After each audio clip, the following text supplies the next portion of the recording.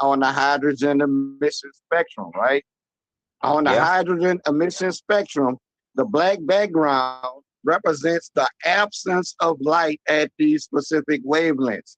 That's Stop not what right you're there. Stop saying. right there. That's not Stop what you're right there. hold up, wait. That's the complete opposite of what you're saying. Let's make note of that. Because you're saying the black is light, but physicists are saying that the black is the absence of light, right? Okay, Then they can go I ask into you a why question? the background is black.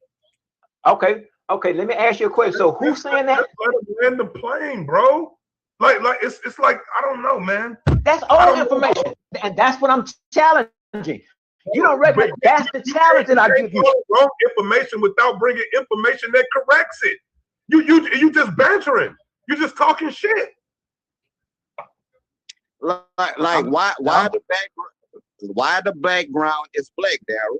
Quantized energy drops. Excited electrons in a hydrogen atom can only drop between fixed specific energy levels, specific photons emitted.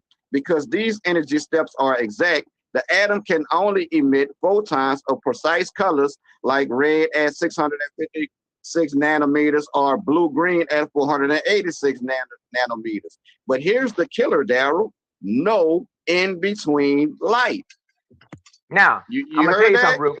Yeah, I'm gonna say this. Wait, Daryl, Kareem, can you no record in the between conversation? light.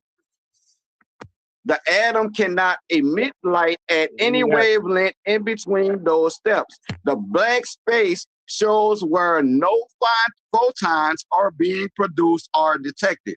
What do you gather from that statement? Okay. Yeah, What I I'm out gather to from go it, live. Okay. We want this information Okay. documented. So just keep in mind, we're gonna go live because Kareem can.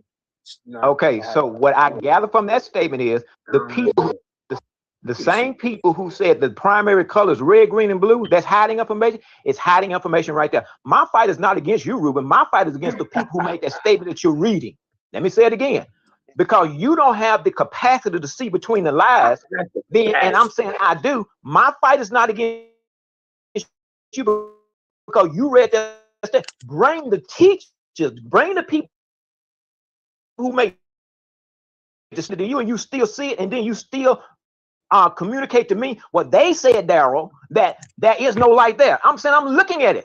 So when you're saying this blackness, because there's always been a campaign to make sure that blackness was discounted in the perception of the human family. It's been demonized the whole time. So what you're doing now, you're just regurgitating and presenting me their information, and you're standing on as if you came up with this information the whole time about what black is. And so you go pull up their lies and say, Daryl. Let me ask you this. Listen what white folks said. Kareem, we got her. Daryl, this is what white folks said. White folks said, ignore all of that blackness and say that it's not there, like I'm saying. And then I would be on the same page with you and Lorette and Naga. I'm telling you that blackness is something. Daryl, nothing I read said ignore the blackness. Nothing I read say that. But my okay, you're looking at it, though, aren't you looking at it? Daryl. They're controlling the narrative, Ruben. That's what I'm saying. They're controlling the narrative. That's why they control your perception. Daryl, we can sing together, but we can't. We can't talk together, right? Let's hit this high note, baby. Let us hit this high note of truth. I'm trying to ask you a question, right? I'm trying to ask. Okay. Can I ask you a question? Yes, sir. All right. Did you do the spectroscopy of hydrogen, or did physicists do it?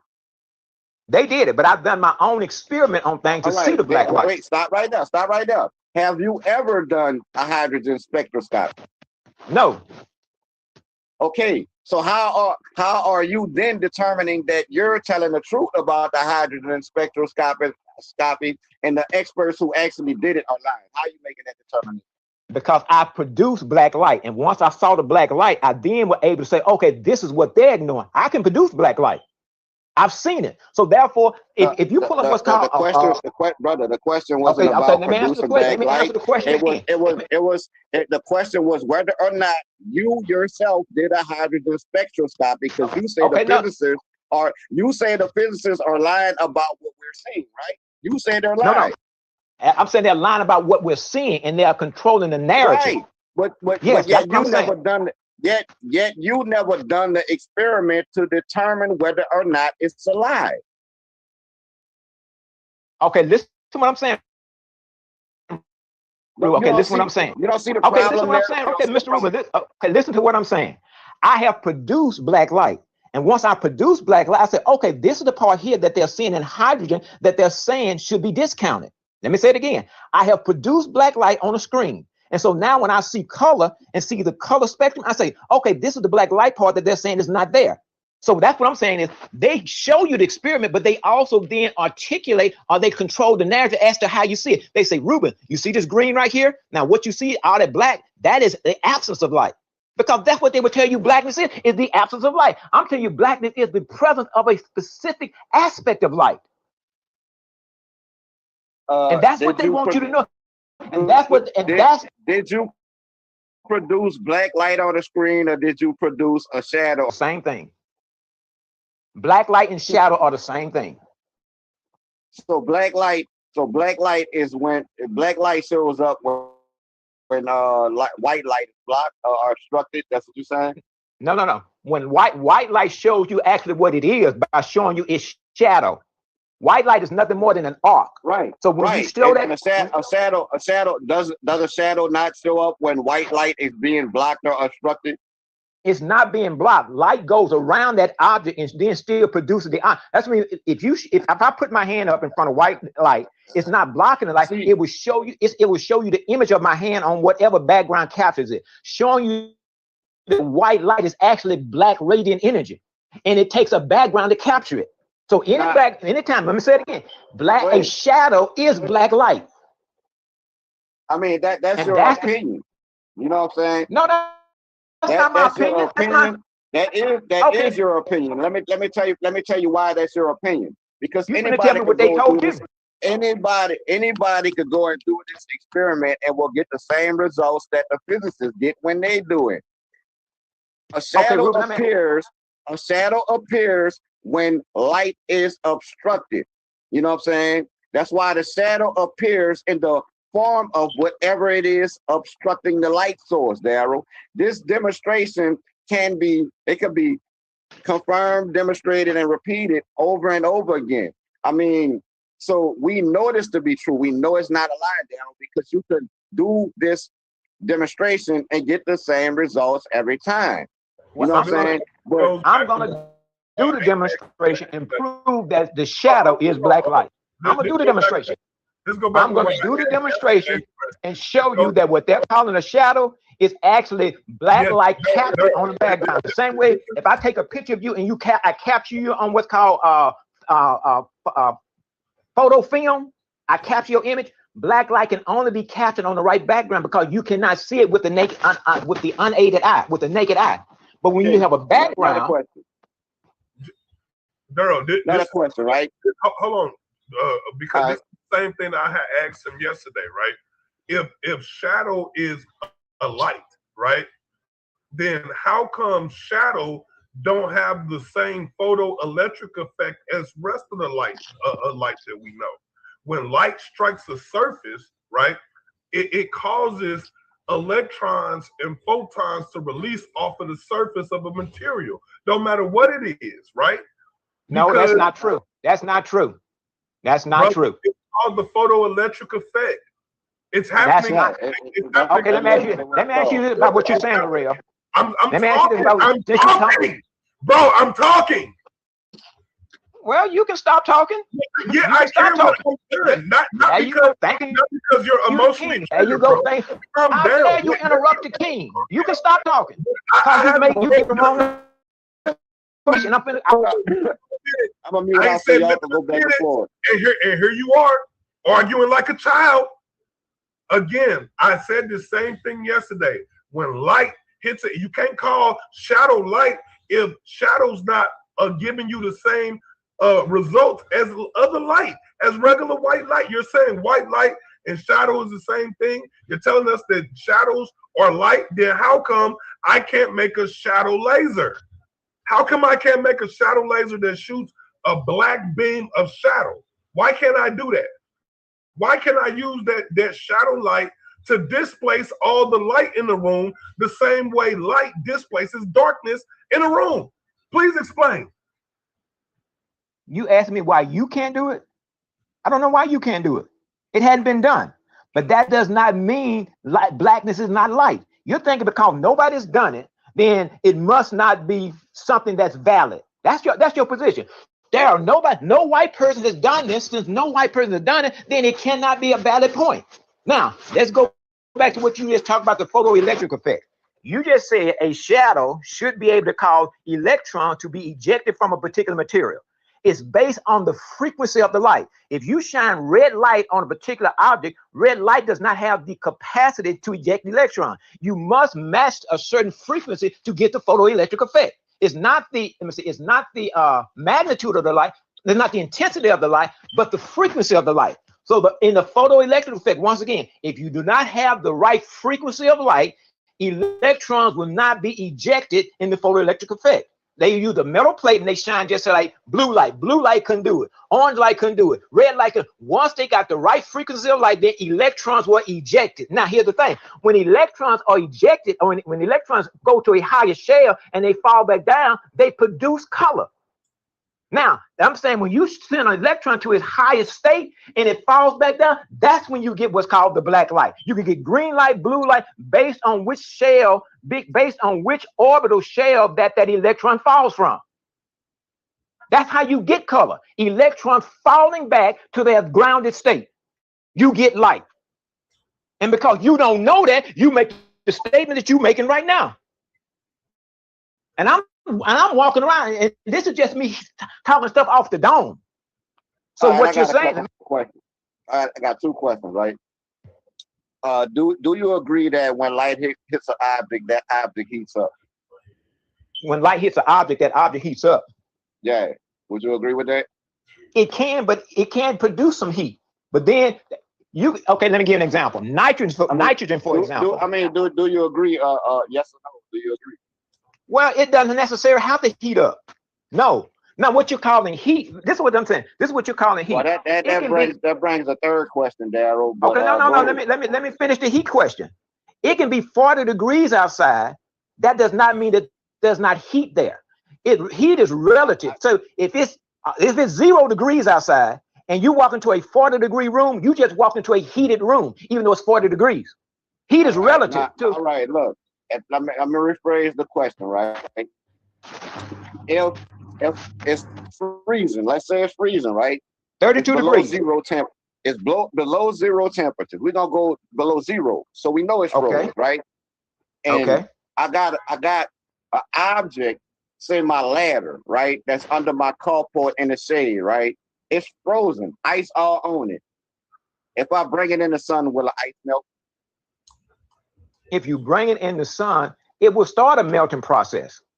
Okay. Why does it melt? Why does it melt in direct light and not in the shade? Because the light is exposed to a higher frequency of light. So this is what you're asking me. If you have meat in your freezer and then you put meat on the table, will it begin to unthaw? Yes, it will begin to unthaw. You're not exposing it to a different temperature, and it's going to balance itself out. That's what it's going to do. It's like if you put coffee in a white coffee cup versus a black coffee cup, that coffee is going to then it's going to reach the temperature of the surrounding atmosphere that it's in. So because it's going to be cooler in the shade. So once you expose it to the sunlight, it's going to start balancing itself out, because now the electrons in the ice are going to be exposed to something that makes them speed up, which causes what they call the thawing or the melting process. You know why it's cooler in the shade, Daryl? Because shadow's not light. So one of my issues. Okay, I'm asking you this. Let me ask you this. Wait, no. Wait, I'm talking to Ruben right now. Let me talk to Ruben. Would you please shut up? I'm saying we're all in this conversation. Let me elaborate. Wait,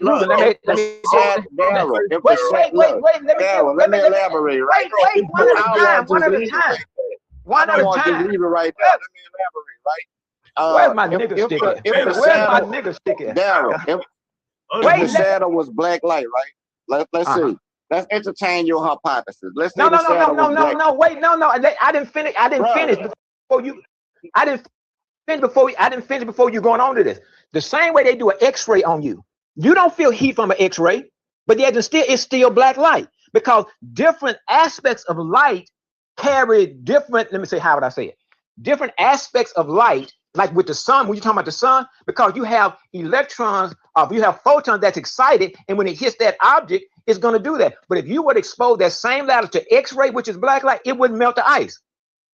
So when you're talking about the shadow, what you said in the shade is cooler, because once again, light has different levels of heat to it. The same way. Because you as you talk, it's just compounding my questions. Let me ask you this: Do X-ray cast a shadow? Does X-ray No, X-ray is captured by background. It's something like, that's like Wi-Fi frequency, for example. A Wi-Fi frequency goes through your walls, but normal light cannot. So you got some light that is so small that you cannot capture. You answer no, right? You answer no, right? Yeah, X-ray doesn't have to cast a shadow. X-ray, let me say, if you had some type of object that could capture X-ray and then hit X-ray with another type of light, X-ray probably would cast a shadow. But no, here's the thing. It's not that X-ray is casting a shadow. It's the light that's shining on the X-ray that causes the shadow. What? Daryl, look, bro, let me explain to you like this. If shadows was black light, then when the shadow hits an object, there will be a transfer of energy, right? You understand that? That transfer of energy would show up as thermal energy, heat energy. It don't have to be. It does not have to be heat energy, Daryl. Thermal radiation. No, it does not have to be heat. No, it does not have to be heat. Daryl. Yes, it does. Daryl. Okay, let me say this. Okay, let me say this. It's gonna be heat. It's gonna be heat. It's gonna be electrical discharge, which gonna bring you back to heat. That shit hot too. Okay, let me ask you this. Electrical discharge ain't cold, Daryl. It's gonna burn. Okay, let me ask you this, Ruben. Is 30 degrees, is that heat? Yes. Anything above absolute zero has a heat signature, Daryl. Everything above absolute zero. So 1 degree is heat then, right? Yes. Okay, if 1 degree is heat, then you're answering your own question. Because what it is, you're looking for a heat that you can measure. So anything, 1 degree is a heat we can measure. 1 degree. That's what I'm saying. Can measure that. Now, okay, let me ask you this. Is 4 below zero heat? Yes. Yes. Anything 5 below zero is heat. Yes. Anything above absolute zero, Daryl. Okay, that's what I'm saying. So now heat becomes relative then. So if I say it's 90 degrees below zero outside, you will start saying there's no heat there. You are agreeing that heat does not have to be something that you can measure in terms of how we understand heat today. No, so you can put a ladder.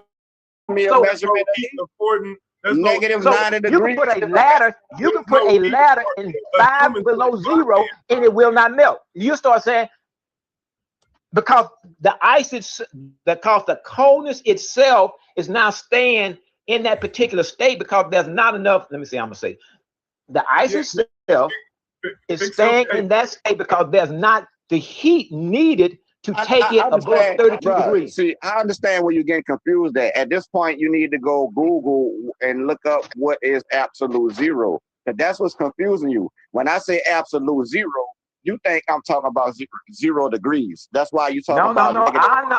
Absolute zero is the temperature that they've agreed to that you can't go beyond.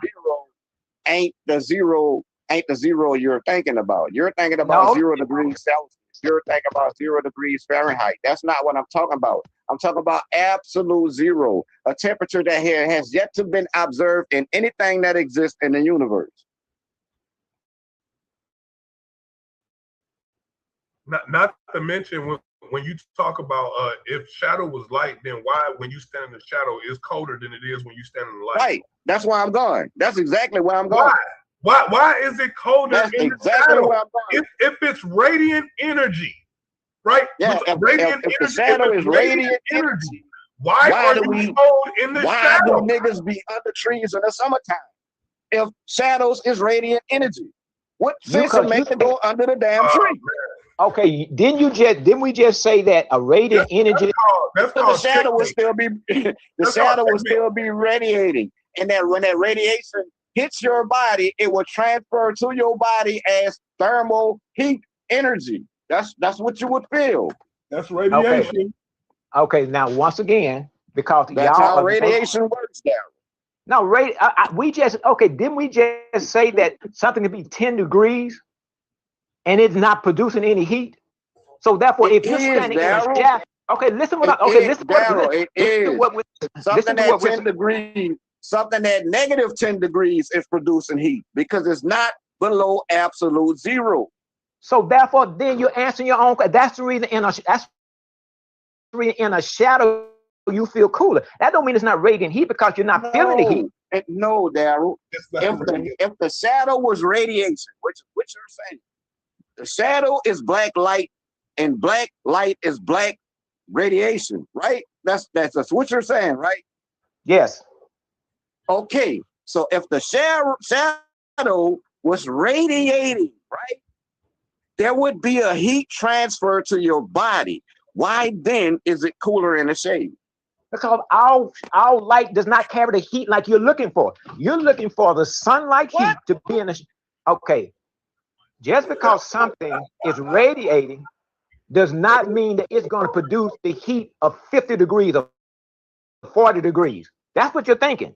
You're thinking that if it's radiating, it must produce a measurable heat. I don't care if it was just 1 degree hotter, 2 degrees hotter, 3 degrees hotter. It should be hotter instead of cooler. No, it shouldn't be. Okay, I'm asking. Okay, your logic is this is the logic that you're trying to. This is the logic you're trying to present. You're trying to present that if a shadow light is if a shadow is light, then where's the heat at in the light? That's what you're asking. Now, if you ask the question, what is the temperature in that shadow? Okay, let me say it again. You're asking what is the temperature in the shadow. So if you measure the temperature outside, just say if it's 90 degrees here and the shade is 80 degrees, that's still the heat in there. That's what you're saying. It's 10 degrees cooler in the shade. That's because I could touch in the shade and feel that the concrete is cool right here, and touch in the light and see that it's warmer here. But if this was light, that should be a heat transfer over there like we got going on over here. You know what I'm saying? Let me say it slower.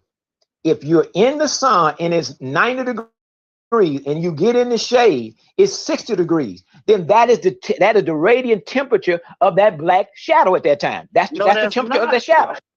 What is it then? What is it then, Ruben? What form of radiation exists in the universe that decrease temperature? What form of? It's not a matter of yes. Okay. What form of electromagnetic radiation decreases temperature? The sun itself. Distance. What? The sun? No. Yeah, it's not always. The sun gives you a different temperature. You're saying the sun decreases temperature, right? The more the sun shines on the earth, the cooler the earth gets. That's what you're saying? No, the earth, it's the distance. It's the distance that the earth moves. It don't matter the distance. The distance don't even matter. Yes, it does. It don't because we talking about light, Daryl. We're talking about light, remember? So the distance is irrelevant. Listen. Hold up. This is an important fact you can't breeze over, Daryl. Distance is non-existence to light. Light doesn't experience time and distance. It don't. I'm listening to you, but I'm making t-shirts, man. So I got a t-shirt order. Light is emitted and absorbed simultaneously from the perspective of the photon that was emitted. Daryl, it don't experience no distance. It don't experience no time. It is instantaneous, Daryl. It is instantaneous. Us as the observer, we observe light traveling over distance over time. That's because a human observation, right? But from the perspective of a photon, time and distance, that's irrelevant. I mean, it makes no difference. If you move the sun farther away, I mean, you know what I'm saying? The light that's hitting the earth still gonna increase the temperature of that object there over time. The I'm temperature is hearing still you, gonna but increase. I'm gonna show you what I'm doing. I am in my t-shirt room. I'm making t-shirts. So giving you, Shout out to let me that. show you. Let me show you. You need to drop your link for your little for your company and all that shit. You know what I'm saying? Okay. Let me see what this shirt right here is. Let me show you one of the shirts so you can junk it down. Show you one of these shirts. What does that say? Melanin, the God particle. Yeah, That's what my junket rock t-shirt. that shit, like for real. I support you Now, on that, like a man. let me show you another shirt. There's the shirt. Actually, where's my other shirt? Oh, you might like this one since they got a Cowboy game coming up. I'll rock with the That is cowboy. cowboy. Nah, no cowboy. No, but I'm saying, I'm gonna live too far south in Louisiana for that. oh, Yeah, so I hit you the. can show it. Yeah, you can show it and advertise your merch. You know what I'm saying? Absolutely, but no cowboys Okay. down here, buddy. Let me That's for y'all up there in Shreveport. Okay, I'm turning All back right, around. Salak. I have something to say. Shalom, man. I appreciate you brother's conversation. So with this talk right here, what's your thoughts on the large hadron colliders and the smashing of the photons to try to recreate the God particle? What do you think about that? Well, I think they didn't. And that's where my time is kind of divided between my junkie t-shirt room. Conditions of the early universe in order to understand how matter and all that was created. You know what I'm saying? And a lot of that shit kind of go along with what we telling people about God is light is electromagnetism. It's like, if you want to understand God particle screen. I do believe that's what they're trying to do. Proud. I ain't gonna lie. I do believe that's what they're trying to do. But that kind of leans to what Naga's saying. If you want to understand God, see black thing God, understand the thing that fits those omni qualities. That's the shit I'm working on right now for a guy. And the only thing that we know that fit those omni qualities is light. That's the only thing we know that fit those qualities. You know, because I'm in the middle of making t-shirts, I'm really not able to. But I should be doing. No, he's not talking to you. Okay. Nah, I was talking to the brother. The brother asked me a question. Let me put on mute then. About the hadron particle collider. You know what I'm saying? And their attempt to recreate the God particle. And I do believe that there's some credence to that statement. You know what I'm saying? Because if you want to understand God, if you like Laurel came on here saying, strip away all the human attributes, right? Strip away all of that: love, compassion, justice, envy, anger, take all of that shit away. You know what I'm saying? Because all of that shit is human, right? You're left with omnipotent, omnipresence, and omniscience, right? That's what you're left with. So then you have to go and study and find out what fits those attributes. You know what I'm saying? And Naga's saying it's light. The physicists are smashing photons in an attempt to recreate the God particle. And I'm a land right there. Yeah, not to mention when it comes to the God particle, the person who coined the term on his deathbed said he wished he would have never done that because he never intended it for that purpose, right? Right. And theoretical physicists and mathematicians heard that statement and ran with it, and basically it went viral, right? Yeah, so it went viral. That's not really a God particle. There's no God particle, right? And that's just layman talk. And when laymen hear that, they start believing that science is somehow in the business of proving God, and that's not what science do. Science is understanding the natural world, and religion is attempting to is attempting to describe the natural world to you. Right. So like they're both doing similar things, but they're not the same thing. Like so when you Yeah, and Question then real quick. yeah, because I then we apologize. we Just always real gotta quick keep in mind. before you go too deep. Now I just can before only you go talk too deep. about one attribute. We're talking about one thing. You know, this we're not saying that this is the totality of the thing we're calling God. No, we're saying this is the thing of God that we can identify with God, that we can also identify in the natural world. You know what I'm saying? Filling the same roles that God feel in religion. So is there a difference between the God particle that the brother was referring to and the God particle that the scientists at the HLRC are operating with?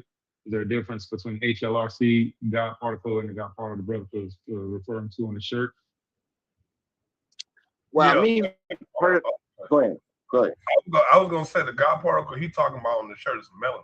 Well, again, which is molecules, atoms, right? And when you're talking about light, you're talking about electromagnetic waves traveling through space. So I mean, Yeah. like fundamentally different things. The brother just kind of confused. Okay. Yeah, what melanin is it's a molecule. It's not actually a particle, but I ain't gonna lie, the surefire. You know what I'm saying? The surefire. I fuck with that. Yeah, we you know what I'm saying? understand Shout out to him for the message he's trying to put out with it. You know what I'm saying? yeah. I understand the message. You know, but it's not scientifically correct or nothing like that. But we understand the message, and our whole thing is you know what I'm saying, bridging the gap between the scientific world and the spiritual world, right? And those two worlds only converge at the discussion of light. When it comes to discussion of light, and when it just so happens that light is present in physics and is present in religion, and when they use it in religion, they use it the same way that they use it in physics. They use it the exact same way. Light is used to illuminate and to reveal things, and that's the same way. So I have a question. So if that's the same teaching of John Baloo Newborough, are you a follower of the Olaspi? You said what?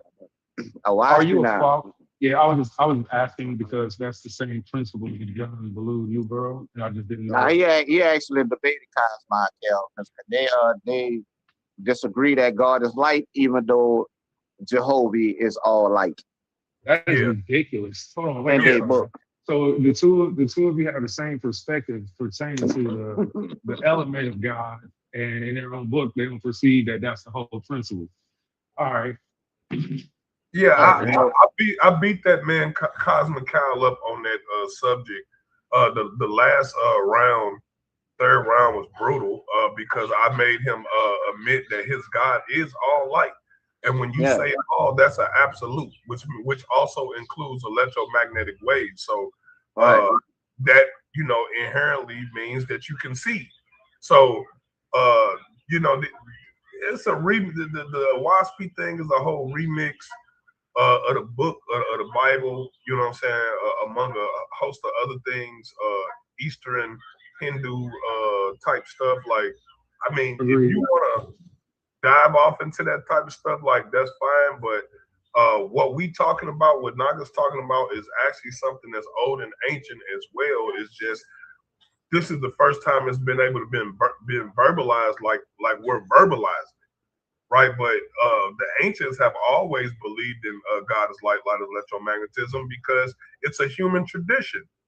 It's a human tradition to have solar deities and lunar deities and deities that are attributed to natural phenomenon, right? Power. Agreed. Question, if you don't mind. No, go ahead. Water. So I appreciate that. So the if not the Olaspi, what is your book of guidance? What is your spiritual reference?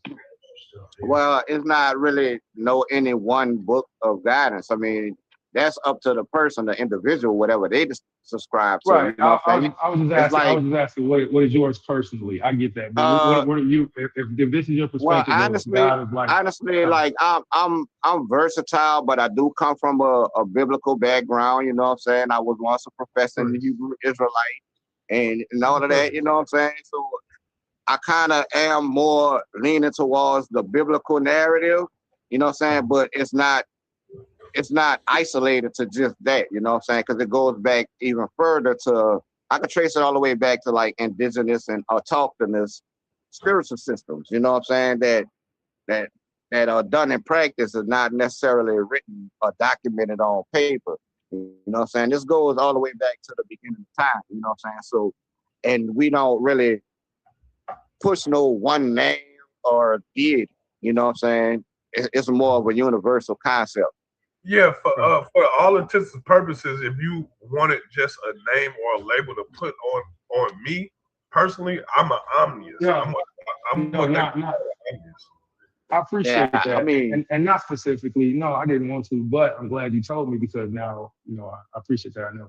I just Yeah, want to know what is your guiding diagram?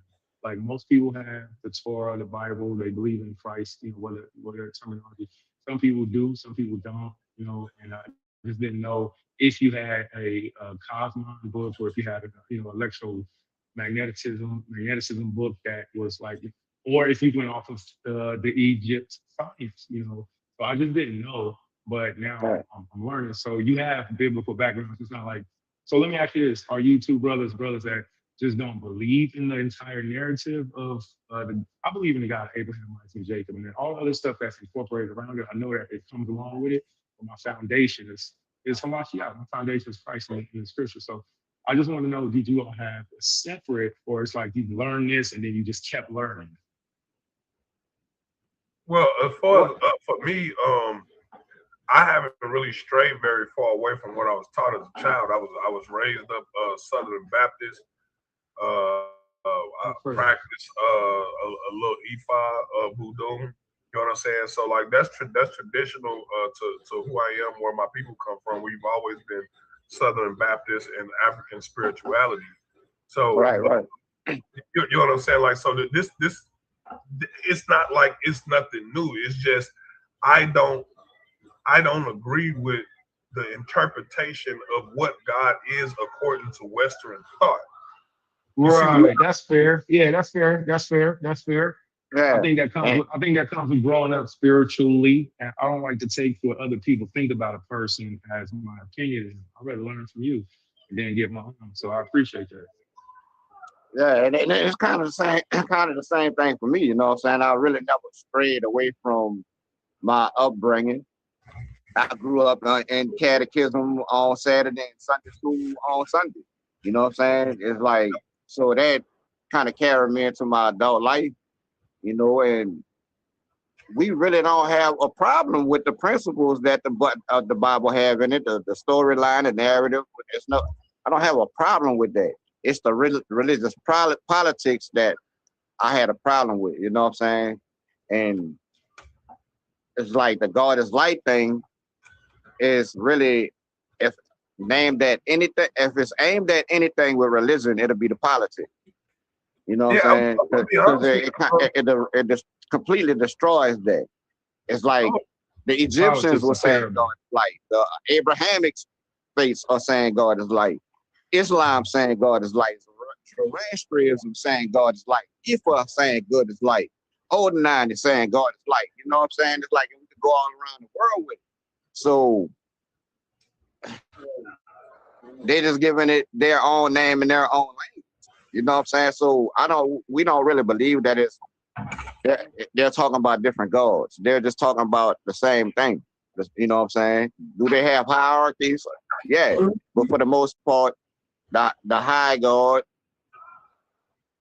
in almost all the pantheons is a light deity. Look, bro, I'm gonna be honest with you.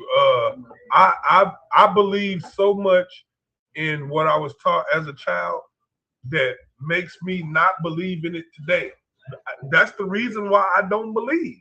Is because I believe it as a I'm I'm sorry. You said you believe. I just want to understand. You say you believe in it so much as a child. You don't believe in it as much. Yeah.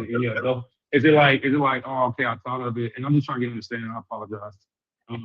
Is it like, okay, when I was a child, I really understood thought like this. Then when I got older, started learning more. So I can maybe see that too. be like, is it like that? Like as I got older, it's more like as a child, right? You kind of like just go through like this ritualistic thing of going to church, and it's a tradition that you and your parents and your family does, right? And it don't really sink in, right? So when I was being taught about certain things, like every praise to God, I mean, every movement in your body is a praise to God, right? That don't resonate to a person until you really understand what God is, until you really get a grasp on what God is. That statement really don't mean shit. And you can sit there and say it to yourself that it means something over and over again when it really don't. If you ain't never understood what immeasurable is, then you don't understand when they tell you that God is incomprehensible or God is unnumerable. You don't understand when you're talking about how vast God is. If you ain't never witnessed or seen or had knowledge of something that vast, how can you even compare it to something, right? So that was half of my problem like growing up as a child. I had nothing to compare the shit that I was reading to because this shit's awesome. It's beyond belief, right? So it wasn't. Wait, I'm sorry. And to make that long story short, that's what I was going to say. I believe there was a God. Now it's not. I don't believe there's a God. I know God is real. I know God exists. I see God every day. Okay. I mean, and that's excellent. I want to ask this question real quick, and you brothers are encouraging so much. I appreciate it. So, we didn't have nothing to compare it to, and that really, encouraged thoughts in us. Like if you lay back and just try to think of the magnitude of God, what I'm saying, you kind of go crazy. It's like you think past the solar system and you still have to go further. You still won't reach it. So my question is, with that and the speech of God is life, right, and all that. Now, this isn't a trick question. It's just something that popped in my head because I think when I listen to people. So, or other people encourage thought for me is what I mean to say. So, with that being said, we have nothing to compare him to, and that kind of causes us to look for something. That's a question. That's a question. I apologize. So we have nothing to look for. Yeah, that's a good question. I thought that was a good question. I was having trouble getting it out. I was having trouble getting it out. And so that's my question. That's what led us to look for something that we could use to compare it to. You know what I'm saying? So now my next question is. Let me go. And across the board, that was light, because that's what it was compared to in the text. You know what I'm saying? And in the spiritual system, that's what it was compared to. So we studied that, and then that unlocked Pandora's box, so to speak. And I think that's wonderful because a lot of people don't know about it. I like to suggest a few books and ask you about what books do you study, because I want to know which ones you're doing. I want to suggest the ones that I know about pertaining to light, photon, energy, God, and comparison. But my next question is, so doesn't that also, forgive me. Hi, Shalom, good morning. Shalom. No, I never work on the Shabbat. I never work on Saturday. I'm a Hebrew. I take the Sabbath off and I rest with the Most High. That part, amen. But first day of the week, Sunday, yes, ma'am. 6 days. All right, please forgive me. So with that being said, that reminds me of this dude named Clement, right? Y'all get to him, Clementine Homilies. Yeah, so I'm not going to his doctrine in that if you agree. Sir? I didn't catch that name. I apologize. It was this dude named Peter. He was one of the apostles, and he was in bondage at certain times of the night. He couldn't write all the time. So he had a guy that was traveling with him that would write for him. His name was Clement. Clement was a white man from Rome, Alexandria, who believed in Christ and gave up all of his fortune to follow the apostles. So Clement was a beast. And some people like his writings and some people don't, but he was the scribe of the apostle Peter. The point of saying such is to say, when I listen to you, you remind me of him because he looks for God. You remind me of Abraham because Abraham looked for God. And then you remind me of something else. Abraham said that the sun couldn't be God. Abraham said that the moon couldn't be God. He said that all these things, he said that, right, that God had to be further out. And I think that's what y'all were saying too. I'm just trying to understand. So if we don't have nothing to prospect him off of, is that not why he's called the unseen God of the Hebrews? Because the Most High told us to not compare him to nothing, including anything in the heavens. But they do compare it to something in heaven. They compare it to light. Yeah, I agree with that. Sun. No, They don't. no, It's not the sun. not the sun. It's the Right. It's the I radiant. agree.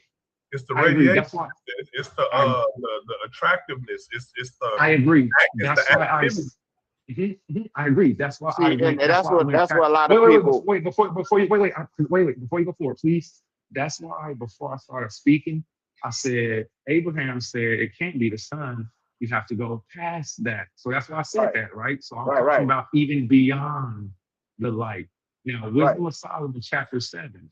Wisdom of Solomon, chapter 7. I believe it's like at verse 26. It tells us that that the light was created by God before, right? So I'm not focusing on just the light, but I'm looking at how could the light, kind of be God if God created the spirit of wisdom and he created light, So Well, my thoughts on this, to show you how how that goes, I will have to take you all the way back to the beginning of the book, Genesis 1:1, right? Okay. In the beginning, God created the heavens and the earth.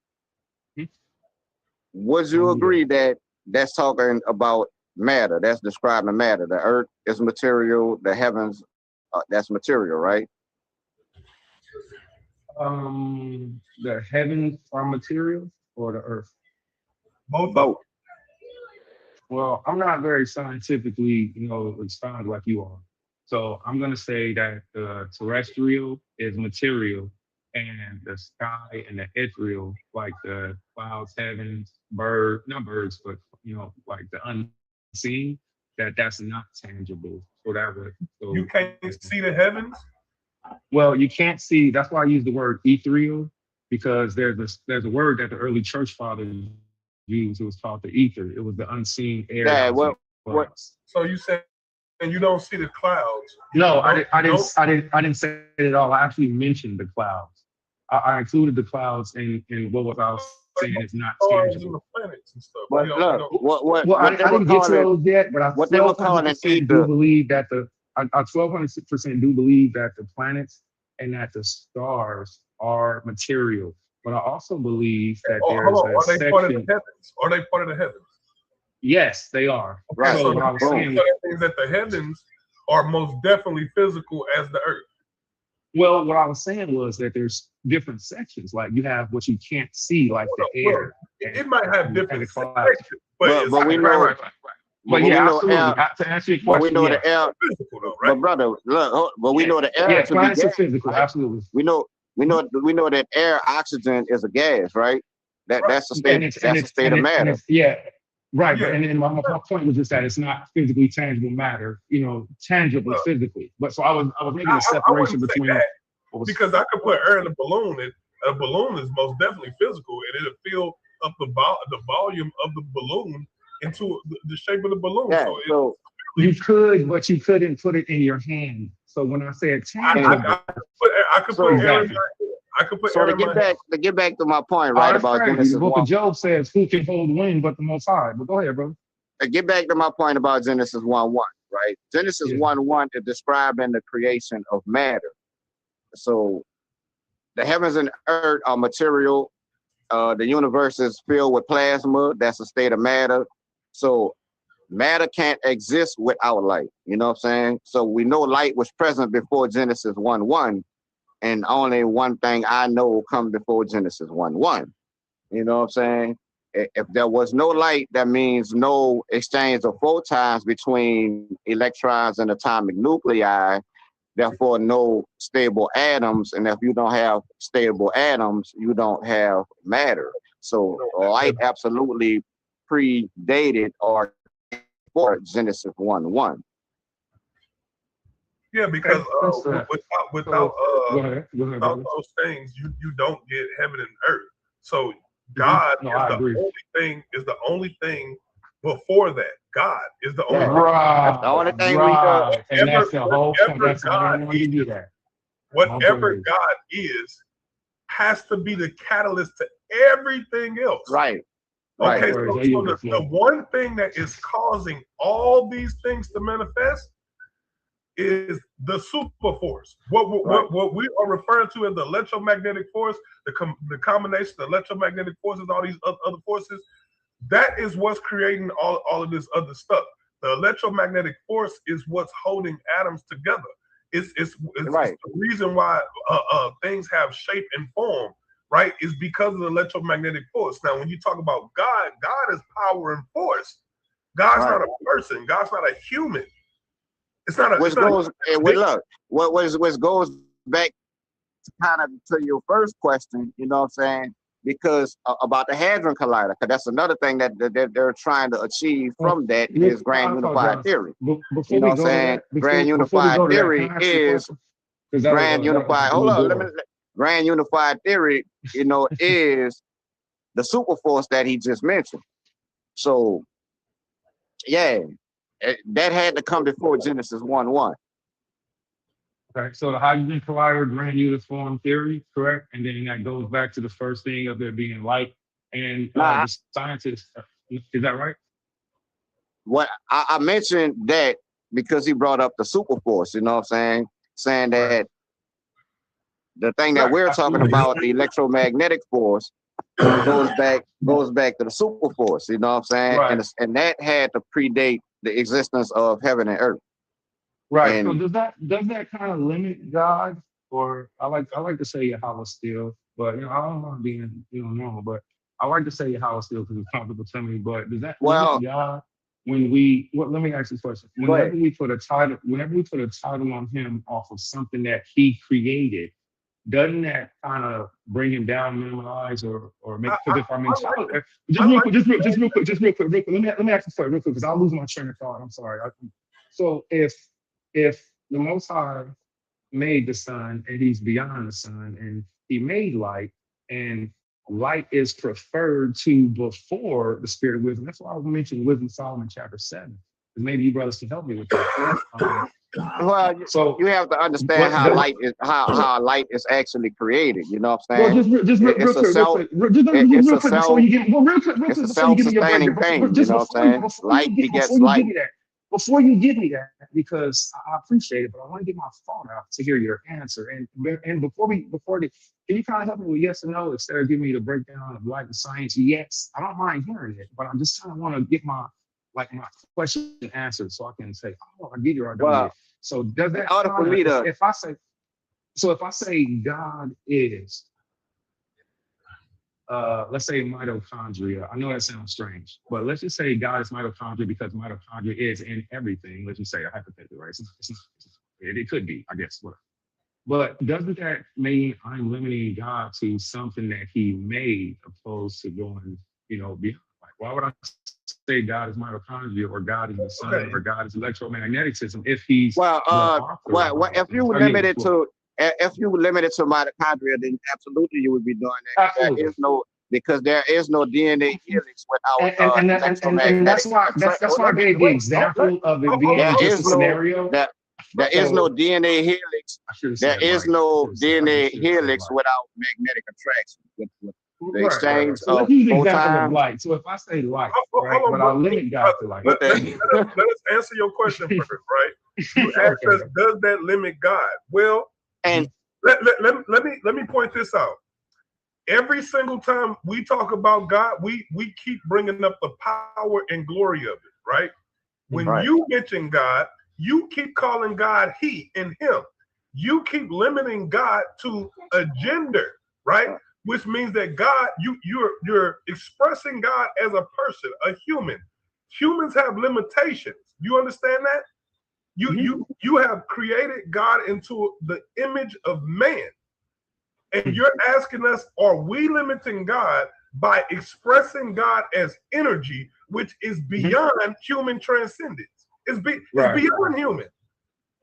But when you describe God and you talk to God, you keep saying he, him, genderizing God. That is that not limitation that you are putting on God? Absolutely not. So I'd like to get back to that question I asked you because you didn't answer. You tried to play back around me. No, I will not wait because he asked me a question. I want the same respect that I gave you. Hold up, brother. So Hold up, brother. This is important. With that being It's said, important. I'm gonna fall back. I'm gonna fall. I promise. Answer this question first. I have to answer this question first. I have to answer this question first because what I noticed is what I noticed is I really didn't get. I didn't get to finish my. Yeah, see, Yeah, well, but I really appreciate that. Thank you so much for stepping in, sister. And I didn't get finished. I didn't get to finish my answer. What I noticed is that there's a generalization that happens. So I asked one question, and I appreciate the answer, but I have to get it from two brothers, and both brothers have different answers. So I appreciate you. So let me ask like the sister said, and I appreciate that. So no, it absolutely does not generalize Yahweh because he called himself the Father. He said he is. So he never said he is. He never said that Anya Awar. Nowhere in Hebrew did he say Anya Awar. He didn't say I am light himself.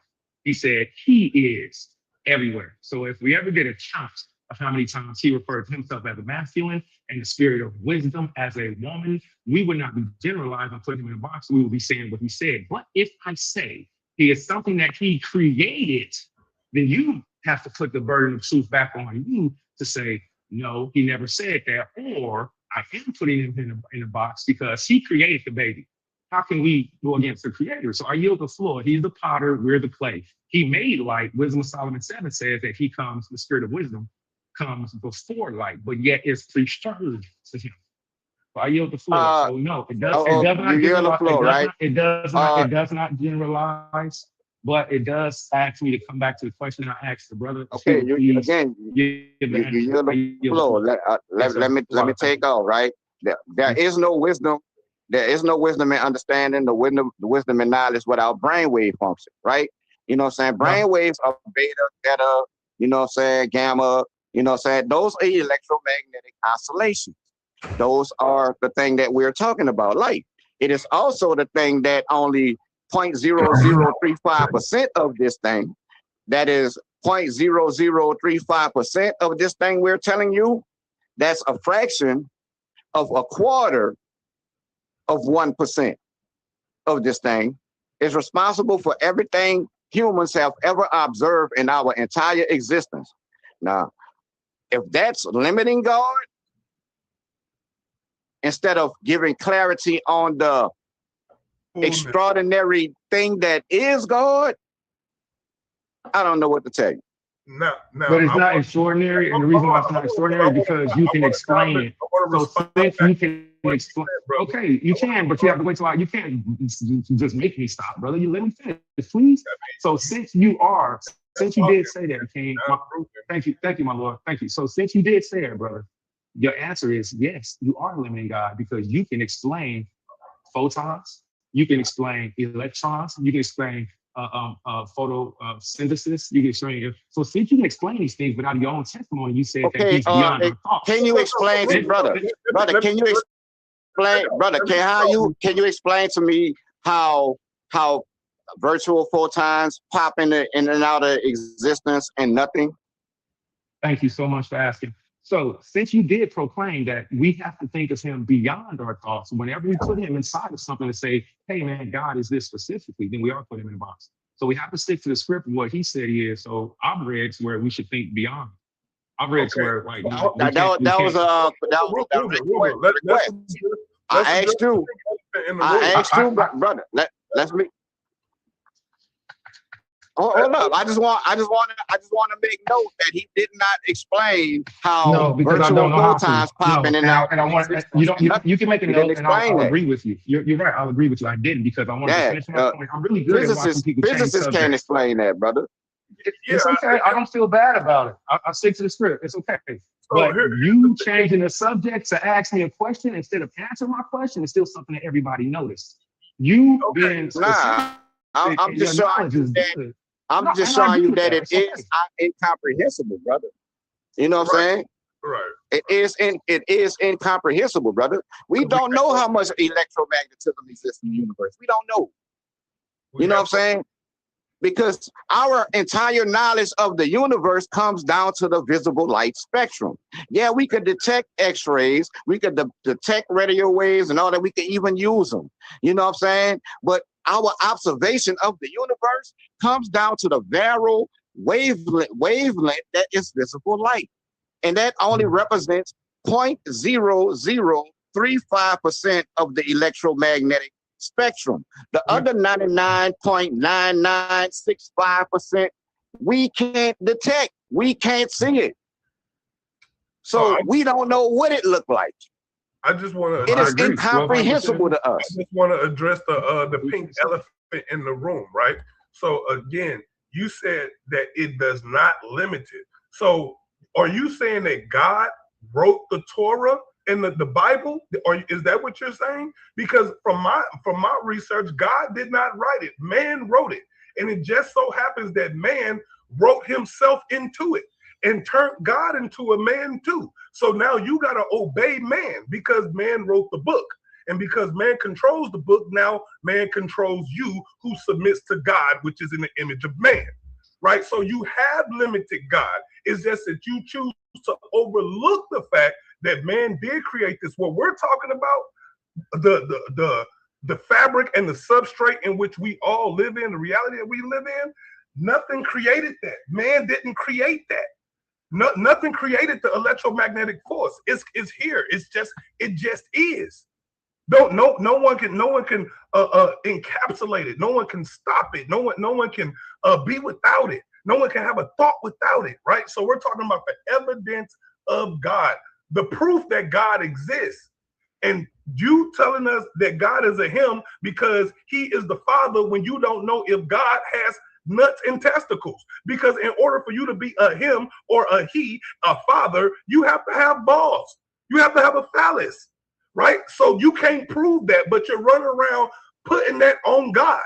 We're only talking about what we can prove about God. We can't prove that God is a father. We can't. What? Go by the book? Go by what man wrote? Why can't we go by what God created and not what man wrote? We're going by what God created. Everything that you see around us. And what did God create? He created out of himself, out of itself, because it's all self-sustaining. It's all self-perpetuate, right? So why wouldn't you be studying the very thing that brought you into existence, which is the electromagnetic force, right? So instead you study and you idolize man. And which is the reason why you're sitting here saying father. And then you're talking about, oh, well, it's metaphorically speaking. It's allegory, right? So now you got an allegorical. No, I never said those words. You got an allegorical, metaphorical God. It's not a literal God in reality, in real time. It's not really here in existence in 3D with us. It just exists in the book. And if you believe it and click your heels, right? Is that what you're saying, Tyler? Thank you so much for finishing. So your entire amen.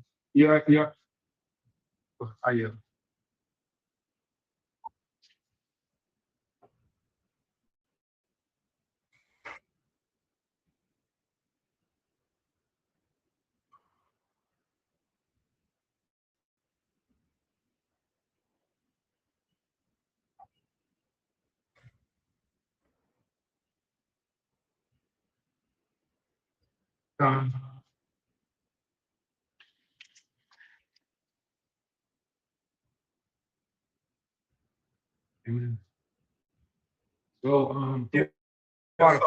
all of us, the whole world don't go off the Bible, and the whole like electromagnetism.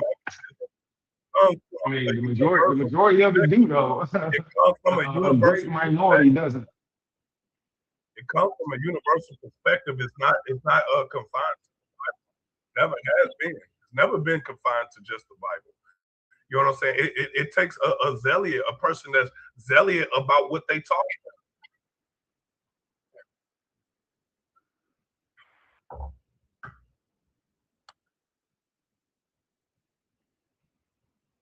Well, Tawada, thank you so much. I appreciate that. I really don't have anything to say because everything said was hypothetical and based off his imagination, opposed to what I actually would say, think, or is true. So he got to say his point, and it was okay to listen to him. I don't have to respond to him because he didn't say anything else accurate for him. It was like I heard him, but it was like conversation that he had with other people or what he might think I say. So, but for everybody else, the biblical narrative, and including the let's just say the Abrahamic faith, and for those who imitated the Abrahamic faith, have all put bless you, bless you, bro, have all put the gender of she and him on the Father, and then the Father, he, showed us specifically that he made another beautiful spirit, which is feminine, called wisdom, and then even shows us that he created light. So those are the narratives that, that pretty much I think the majority of the world goes with. And I know that that's my perspective. So I just have these questions to ask you based off of what you once believed to now what you believe now, because I know that somewhere in there has to be an internal still question for yourself, unless you're just, totally threw away the truth for the scriptures. So I'm not against the Most High creating light or the Most High using light everywhere, or even him being referred to in scriptures, not him personally, just him, but his angels as light. But I am against, I will say it definitely is putting him in a box and in a fence to say that he's something he created. For example, when the angels came to visit Abraham, I'm not going to try to question you and be like, yes or no. You'd be like, did you even know this? I'm not going to do it. I'm going to tell you that the angels didn't eat when Abraham performed the oblation, right? And why didn't they eat? Because they're spiritual, right? So giving something that's down here or something that he made to him is an offense back to him. There's so many things that you said that's like, okay, well, here's this in the Torah.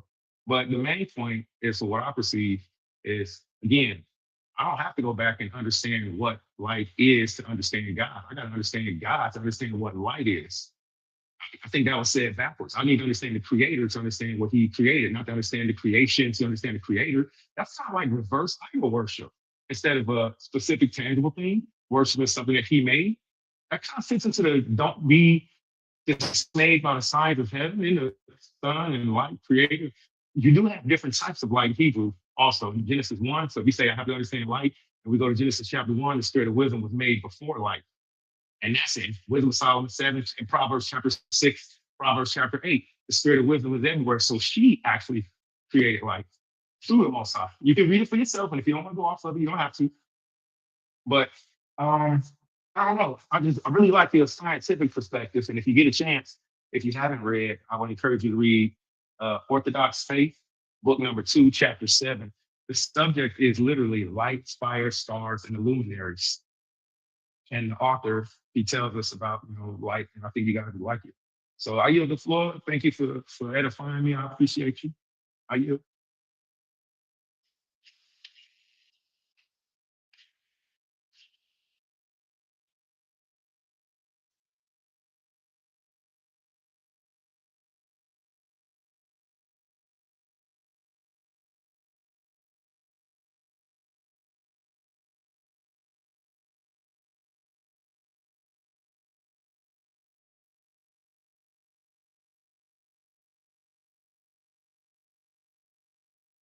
Okay.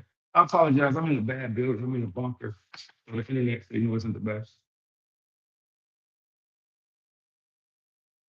No, that was it. I'm sorry. It might be my internet. I'm inside of a bunker. I'm sorry about that.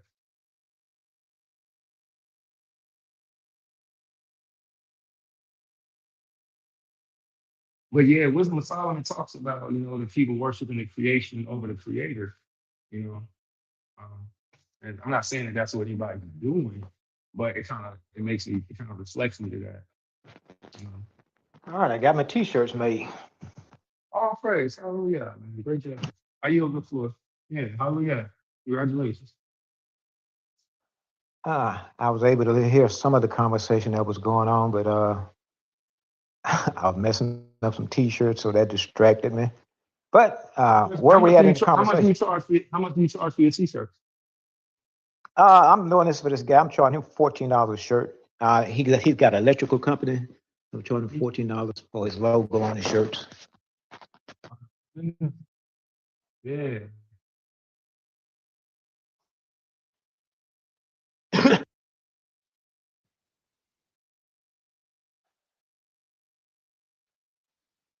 Hmm.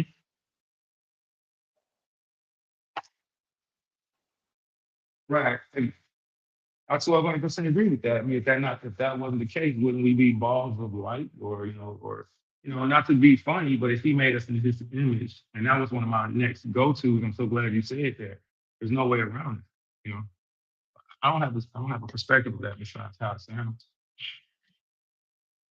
Well, I think I heard something about the God particle, and just kind of piggyback on God making man in his image. That's the reason I'm saying that this particular black form has the capacity of absorbing really what's called radiant energy in a perfect fashion. And anything that is a perfect absorber is a perfect reflector. So if there's a creator and it was creating a body, it would create a body that could absorb every nuance of what it is. And once you absorb every nuance, then you can do what that source is doing by its will working through you, or its spirit working through you. And so when I'm saying in the book of Genesis, my position is that when we read the book of Genesis and it's saying God did this and God did that, I'm saying that these were beings that you may think is a person, but once you put that consciousness in this being, that is a God in that form. It's like you putting the mind of a chicken in this form. That's a chicken, even though it's got this particular anatomy like a person. You put the mind of a goat in a man. That's a goat in human form. So, and because this creator knew exactly what it was doing, it created something that could absorb every nuance of its existence. Well, to a limited degree, because you don't need the entire magnitude of that source in this world. There's nothing in this world needs the full office of God. There's no problem that we've experienced, nothing we can make that would need the full brilliance of God to intervene. All the problem we have is within our capacity of accessing the power and solving those problems.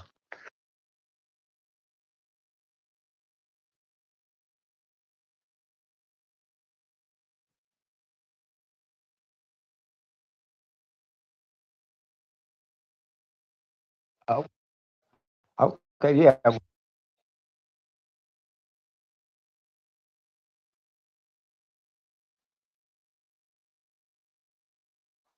Okay,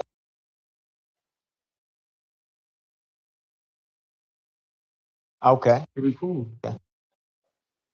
okay. Well, I'll go back to what I was just saying and kind of emphasizing it. I think the Bible in the book of Genesis is black people creating creation. But I think we have lost or sleep to that knowledge. They were showing, for example, they were showing AI creating a robot that ran, I think, a 9.3. Faster than Hussein Bolt. Yeah. So now imagine if they are at the level that they are right now with creating robotic intelligence. Where would they be at in 50 years or 100 years? So what I'm saying is it is within this particular human form that we exist in that this form can actually make a man when this form is in tune to the consciousness of the creator. So, and one of the things I try to point out is that once again, if we look in the book of Genesis and it's saying God created the sheep and God created the trees, I'm saying that these were people, black people, and we have just been asleep to that knowledge, but we gave that information to the world. And so what happened as this book called Bible has been promoted around the world, now it's time to give proper interpretation of those words. And I point out, because black people have always been a submissive people to God. So when it says God did it, it was us who's doing it. It's just like when you look at some of the Egyptian hieroglyphs, you will see people with animal heads, but that does not mean that that is not a person underneath that. So we would be under the banner of God did it, but once again, it was a person acting in concert with the Spirit of God and using what's called sound frequency to bring into existence creation. And that's the information that has to reemerge in our consciousness, because the greatest weapon we have is our imagination. And when you can imagine that you can become in oneness with the source, that's the first step are bringing that reality into existence, because I believe that this power has to emerge in us now, because as they are creating all of this AI data and AI information, that you're not going to have a way to compete against that unless a spiritual gift unlocks in us. And I do not believe that if there is a creator, it would allow artificial intelligence to be the reflection of the creator and then circumvent or surpass God's creation, which is human beings. Great. So our gift has to be turned up so that we can always be the reflection of the source. Otherwise, AI will be the reflection of God in terms of its brilliance. Nah, AI just an abomination. So, question real quick. Is it I have a question. I have something to say. Thank you. So I want to understand. So one question is, you say that this information has been there, it just hasn't been properly translated, and now it's time for us to understand it. I'm asking. Yes, I'm saying that yes, I'm saying that the information was there, but it's time to give a deeper meaning on that information. So the information that was here was to be for a season, and it allows the consciousness in man to be at that level of consciousness. When it's time to go into that information and bring out a deeper understanding, just like in what's called nuclear fission, where you can go into an element and release other elements out of the element. So that's what the Bible is. It is the words of God, but that words of God have particular levels of consciousness in certain ages of time. But when it's time for man to evolve into God, deeper understanding of those words will begin to emerge in the conscience of man to bring man into that level of consciousness, which man's highest potential is to be a reflection of God and all of God's brilliance. But what happened now, this world takes us away from what's called spiritual power and then pursue what's called pseudo power, which is money, or what we think power is, the bag. So, and that becomes the real challenge, because we want to be comfortable in this world, but when you get money, when you go after money, you really, most of the time, abandon spiritual powers. Because when you have spiritual power, you can really command elemental forces with your voice. You can command the weather. And that's what you get this glimpse of this person named Jesus.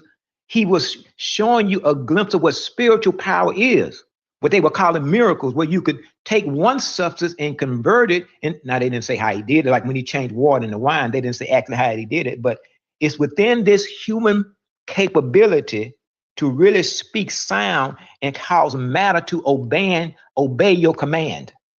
Can I ask you a question? Animals. I didn't hear you. Can I ask you a question? Yes. How much do you believe that? How much what? How much do you believe that? Oh, I believe that wholeheartedly. Because you have people right now using technology to do the same thing as I'm saying that we were able to do consciously. You have people using technology to try to communicate with whales, trying to communicate with insects. They're doing it right now with technology. So if there's nothing new under the sun, if they're doing it with technology, then there had to be a way that it was being done organically. This creation that we live in, what do you mean by the question? How much do I believe that?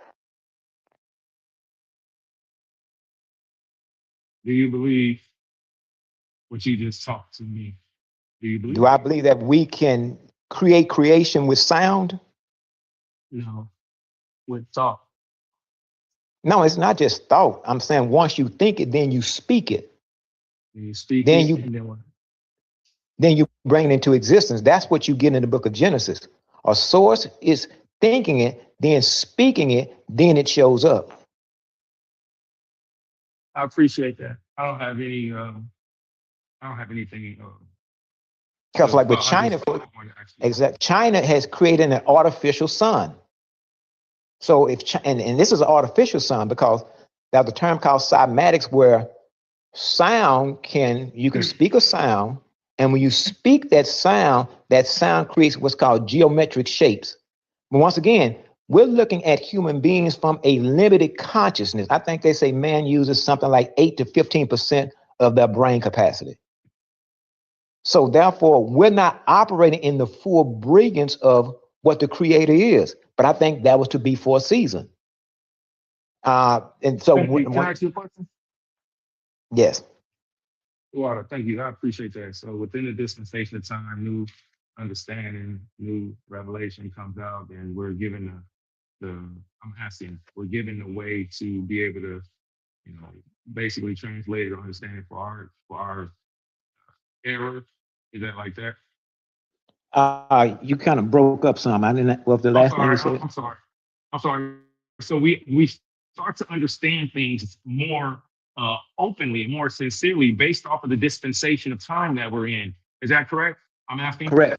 Yes. Thank you. So now my follow-up question is: so when we go back to Genesis, what words that are there that you feel have been shown to you that we need to reflect and look on so we can get the proper interpretations? What parts do you see might not be accurate so we can start to look at it? I want to know. And then my next question is, do you believe in Christ?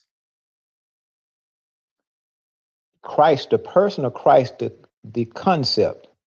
Well, let me do it like this. All Black people, primarily, and I'm pretty sure you too have had pastors in your mother, father, bloodline lineage, grew up in the church and understand who Christ is. So, with the physical person and the ministry that's been written about him, if you grew up in the church or understanding or believing in God, and let's just say Jesus, right? So if you grew up believing in God and his son, which is known as Christ, or the Messiah. My question is your stance today as a man, do you believe in Christ? I believe that person that Bible talks about gives us a insight as to what our potential is. So this person and that's the person I'm talking about us becoming. So if there's a source and that source is is incomprehensible, then it scales itself down to become a person with power. So now what I think that person does, it then comes into the world to show us what human potential is. So when he had his disciples, for example, he was showing his disciples, this is what you should look like. The thing that you see me do, you should be able to do.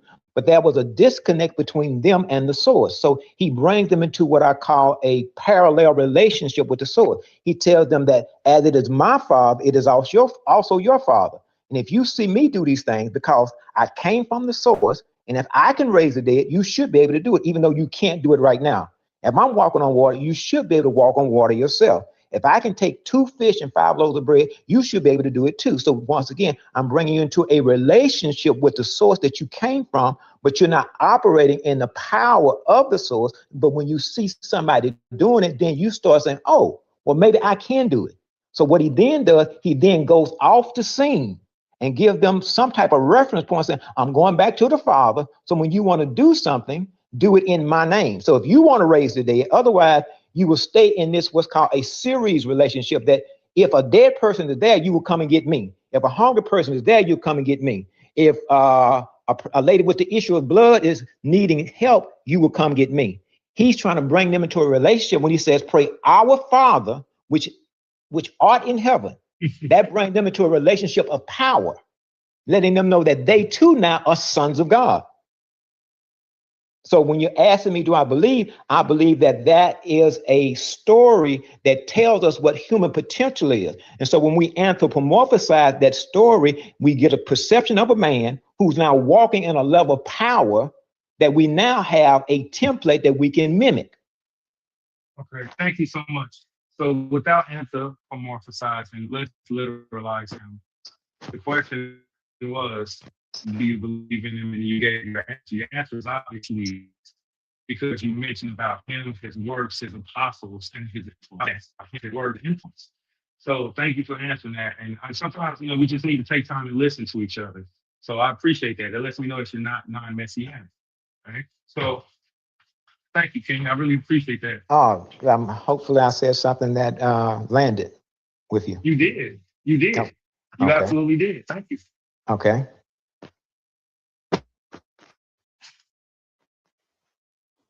So we're going back. Now we're going back. I go back to the first part of the book of Genesis, because my position is that we need to come to a conscious revelation. And I believe he's a common sense and say, okay, that's light. And he already, so he would make this artificial light. He would name it. Thomas Edison just made that light.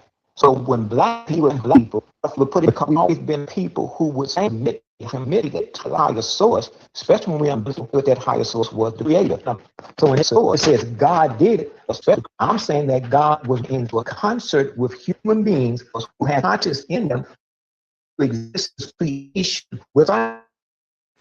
Ask anybody that believes in Jesus, you said, do you believe Jesus had the capacity to make a tree to existence? They say, and do you believe Jesus had the capacity of commanding the world?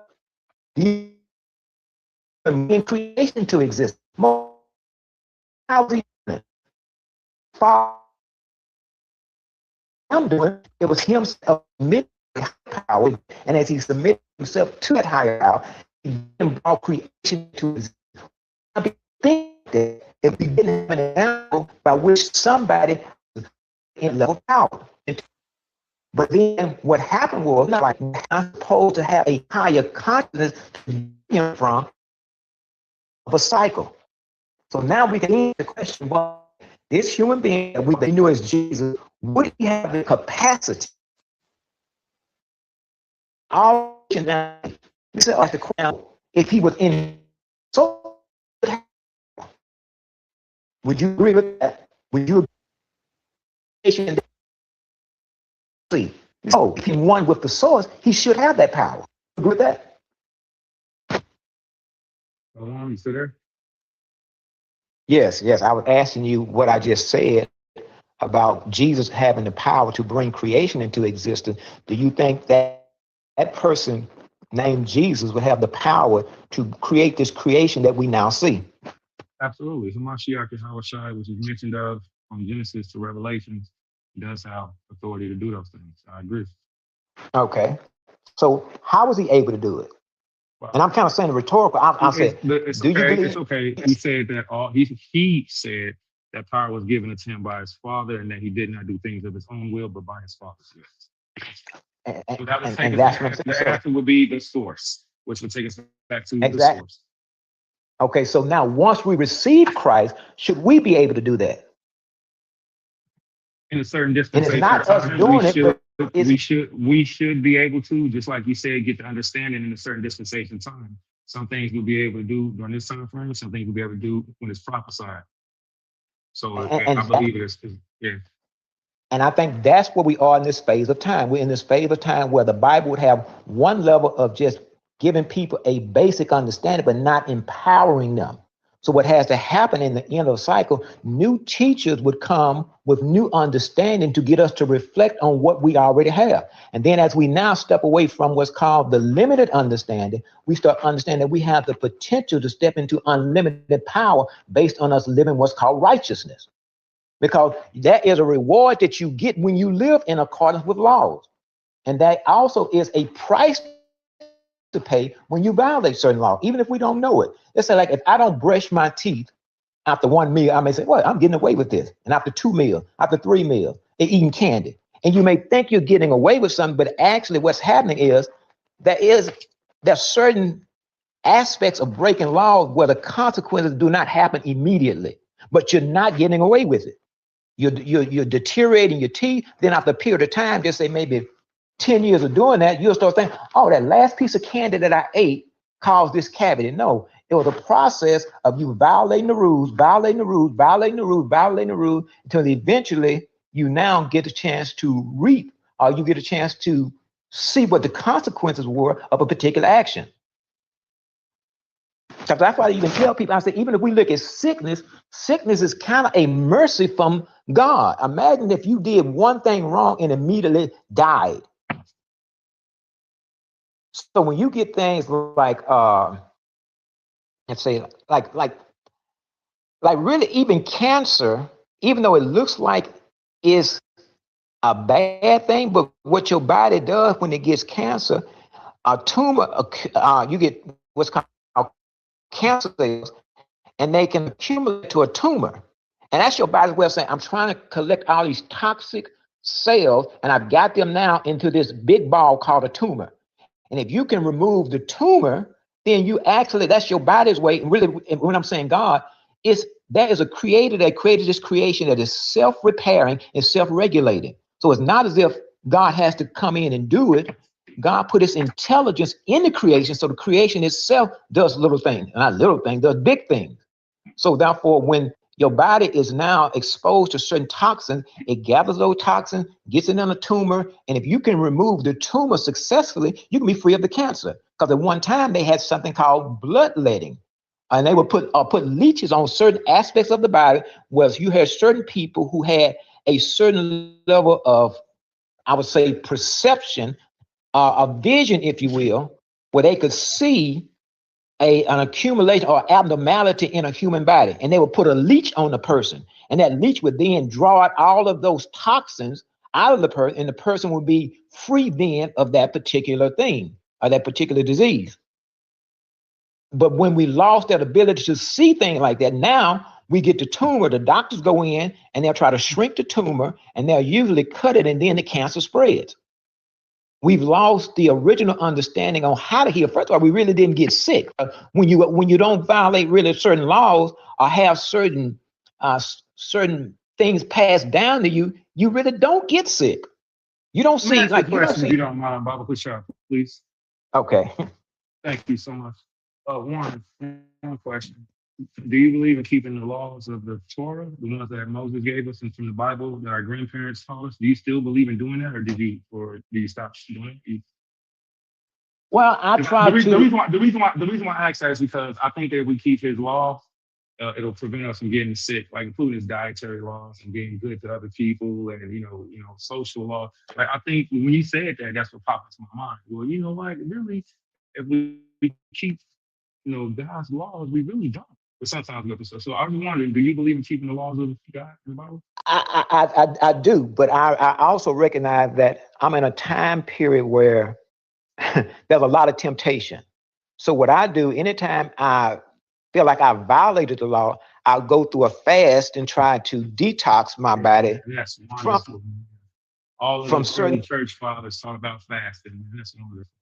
Yeah, so I try to purge my body of those things, because I mean, and anytime I'm fasting and I have this particular, just a tough time with fasting, I have to remind myself, okay, what you're having is internal surgery, because you don't know what you've done to your liver or kidneys or lungs by what you've been doing. Just say if you go and eat, I go and eat fish or eat something. I struggle. You ate a pork chop. You ate a pork chop. No. I've gotten away from pork, but I may eat shrimp. Good. And I said, oh man, and I may eat a shrimp. I said, man. So what I'll do, if I do that, I'll give myself maybe a 2 or 3 day fast. And as I'm going through that surgery of cleansing my body, that's what surgery feels like internally.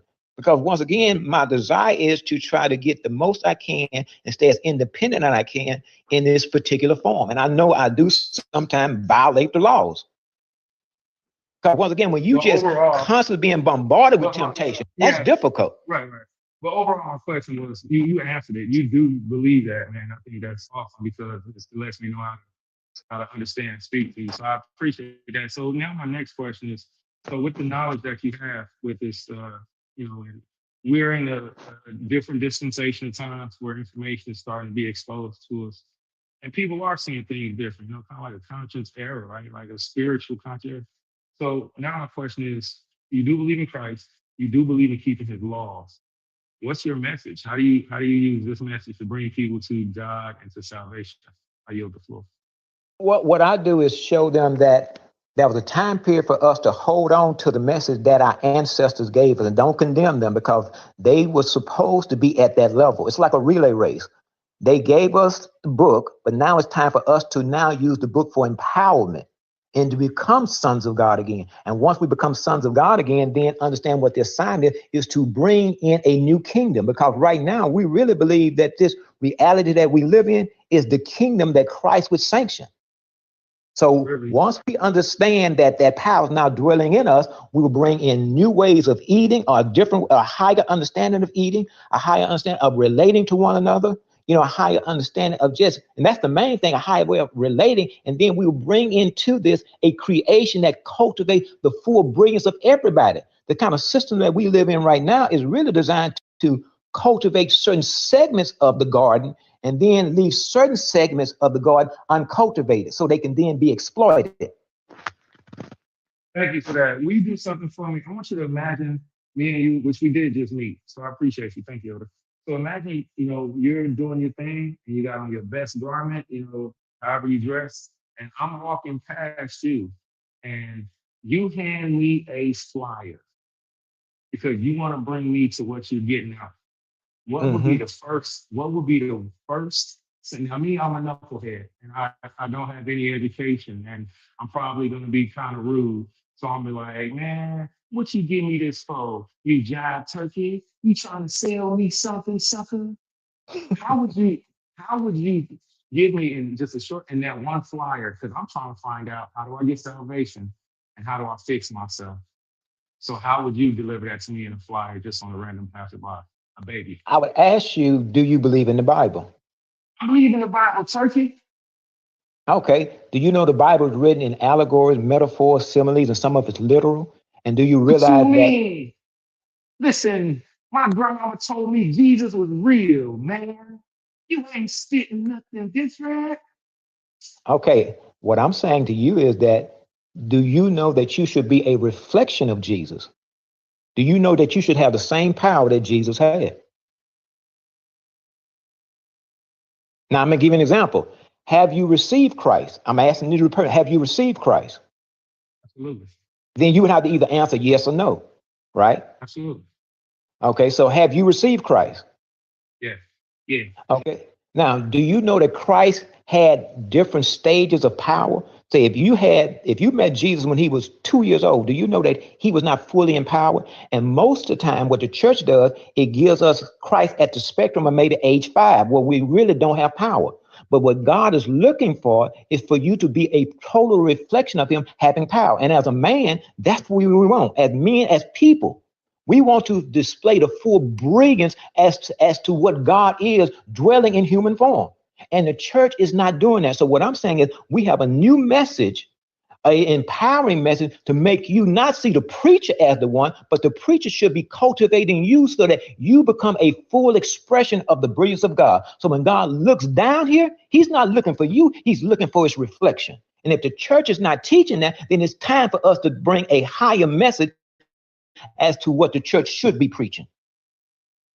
And my next question to you is, thank you for that. And my next question to you is, how do I get to that? What do I follow to get to it? Because my foundation has always been the Bible. The first thing we would do, something new, I want to know what this new thing is and does it take me away from the Bible? well, the first thing would be to understand that a new, deeper understanding is coming out of what's called the words of God. The Bible are the words of God, but we don't have the word of God. Now, what's the difference? When you open that word up and use it to empower the people, then you have the words of God and the word of God. But the words of God that we have right now was not designed to empower the people, because the book said that there would be a time period which Satan would rule. So that means the Bible had to stand down at certain levels into what's called the fullness of time.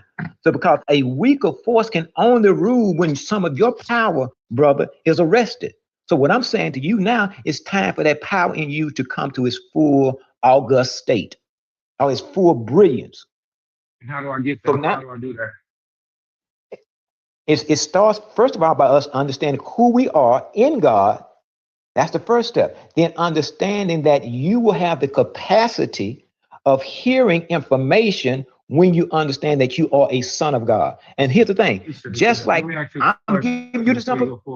Because if you say the next thing, it might make me forget everything you just taught me. So I don't want to get left behind in class. I just want to ask this question. If you say my next thing to find out who I am in God, And Wait, I'm kind of not hearing you. I'm sorry. Can you hear me? Can I be heard? Yeah, I can hear you better now. Well, thank you. So with what I'm learning, we say who I am in God. That's the first thing to find out. Who are the Yes. children of God? I was taught that the children of God was the descendants of Isaac, and that God had a covenant with them. So that would be my next thing. Would what you teaching me take me away from that, or would it keep me in that same vein? No, that's what I say. That's what I said when the disciples asked Jesus how they should pray. He said, "Pray, our Father." That relationship with the same relationship that Isaac and them had. So as long as you start being that person that you have to go through, then in electricity on a series circuit and a parallel circuit. Parallel circuit means that if you have wall plugs in your house, all of those plugs can plug into that and get the same juice. But in a series circuit, it has to go through the first plug, and if the first plug goes out, then there's no power to the other plug.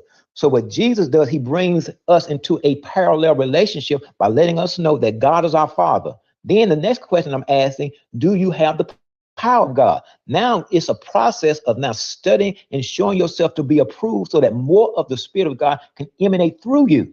Now, what process that you need to go through, that's between you and the source. But I can start giving you information or some books, some information or some books to read to let you know what some of the process is. And then when you and I can stay in touch with each other, and I can still give you some of the information that I found that I had to challenge so that I could start my pathway or my growing to be this reflection of God. And it may not be your reflection, because that's the beauty in a garden. In a garden, you're going to have tomatoes, you're going to have cucumbers, you're going to have lettuce. So you don't want just tomatoes. So as I may be a tomato, you may be a cucumber. Somebody else may be this, but still you're expressing the full brilliance of God. And that's what this world wants to suppress. This world does not want you in a full bloom state. And then I start talking about how, as Black people, there was a deliberate attempt to make sure that we never got the right information, because they understood that we could interface with the power better than anybody else. Just like when we hear music, we don't just hear music, we absorb music, and we're able to give it back in the form of a dance. We used to hear the consciousness of God and give it back in the form of creation. That's what we've forgotten. And that's the empowerment aspect that the Bible can let out.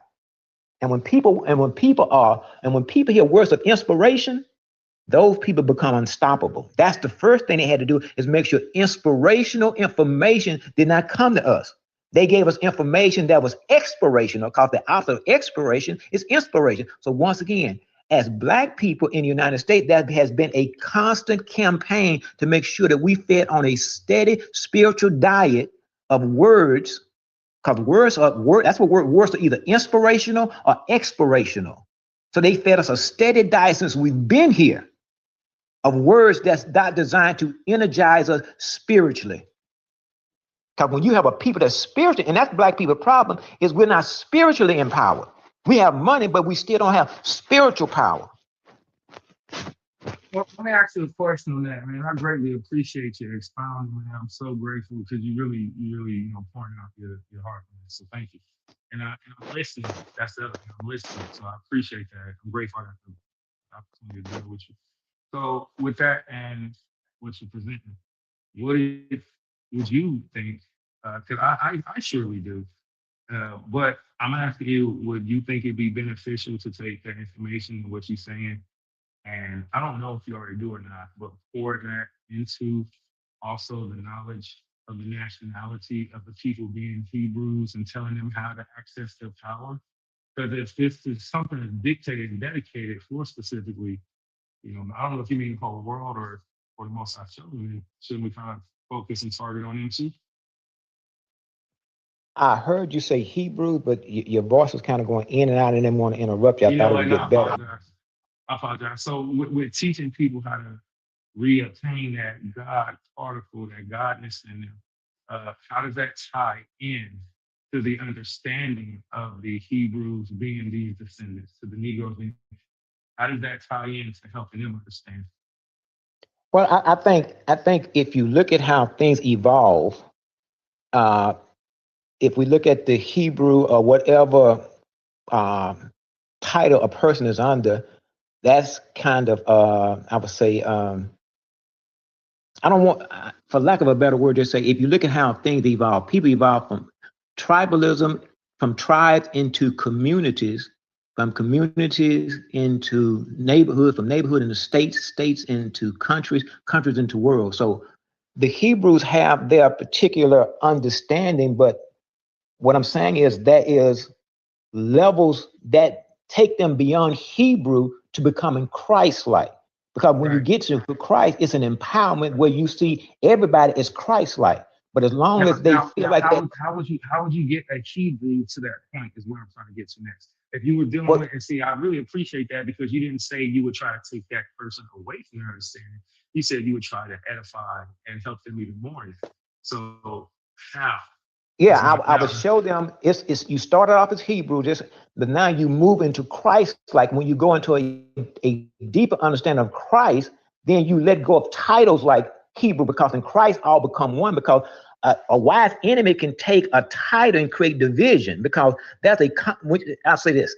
If you're looking at mathematics, for example, and you have 1/2, 1/3, 1/4, and 1/16, you find the common denominator. If we're talking about Christ, then we have to release certain, you don't have to release, but understand that you expand the title. Once you expand the title, then you no longer see maybe a Christian who is in Christ as somebody different than yourself.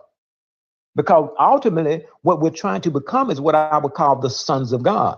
Because that's when I believe a person named Jesus came. He came to bring us what title we should wear, and understand that a son of God is not gender-based. It was a title, meaning that now that you wear this title as the son of God, you're not in a position to receive what's called the highest level of anointing, or the Spirit of God.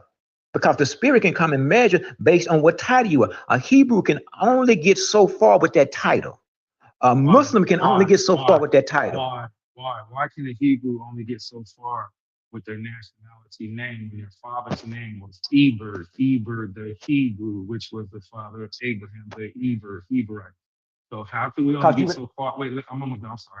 I should have made it sound like, and I apologize. It was the way I said it. So how could we only get so far with the title of being Hebrews when even Christ was a Hebrew, and the Hebrews are given specific instructions to follow? And that's what I want to know, because I'm not against what you're saying at all. I just want to know, how could I make sure that I'm secure, and how could this information help edify what the Hebrews are already told to do? No, I'm not saying I'm not saying what they're told to do is not right, but I'm saying you'd have to ask ourselves the question, is God a Hebrew?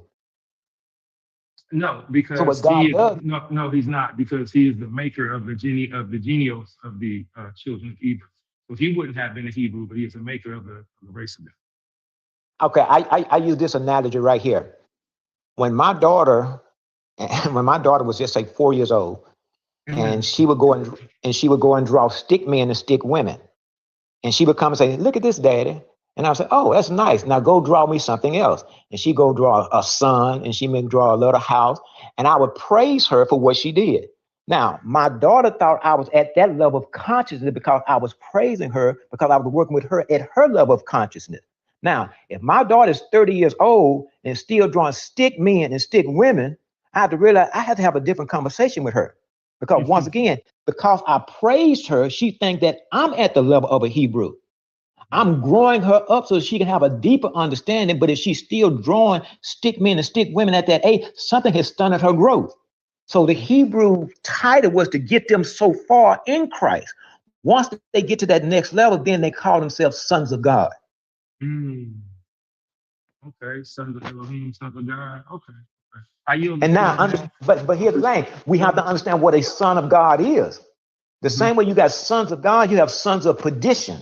And so that's really, once you become a son of God and you meet another son of God, there is no division. That's when you say in Christ all are one. So when you meet another person, you don't go by, you will say, I was a Hebrew, but I evolved to become a son of God. I was a Jew, but I evolved to become a son of God. I was a Christian, but I evolved to become a son of God. I was a female, but I evolved to become a son of God. Because once again, a son of God is a title. The same way The same way a doctor can be a female or male. So when you were a son of God, it was a title, once again, denoting the highest level of anointing that one could receive. So the person named Jesus comes and lets us know that I am the Son of God, according to the Spirit, but according to the flesh, he was the Son of Man also. You don't just give up your total identity when you're operating in this world, even though you acknowledge that your capacitance has grown for you to receive the full measure of what God can pour into us.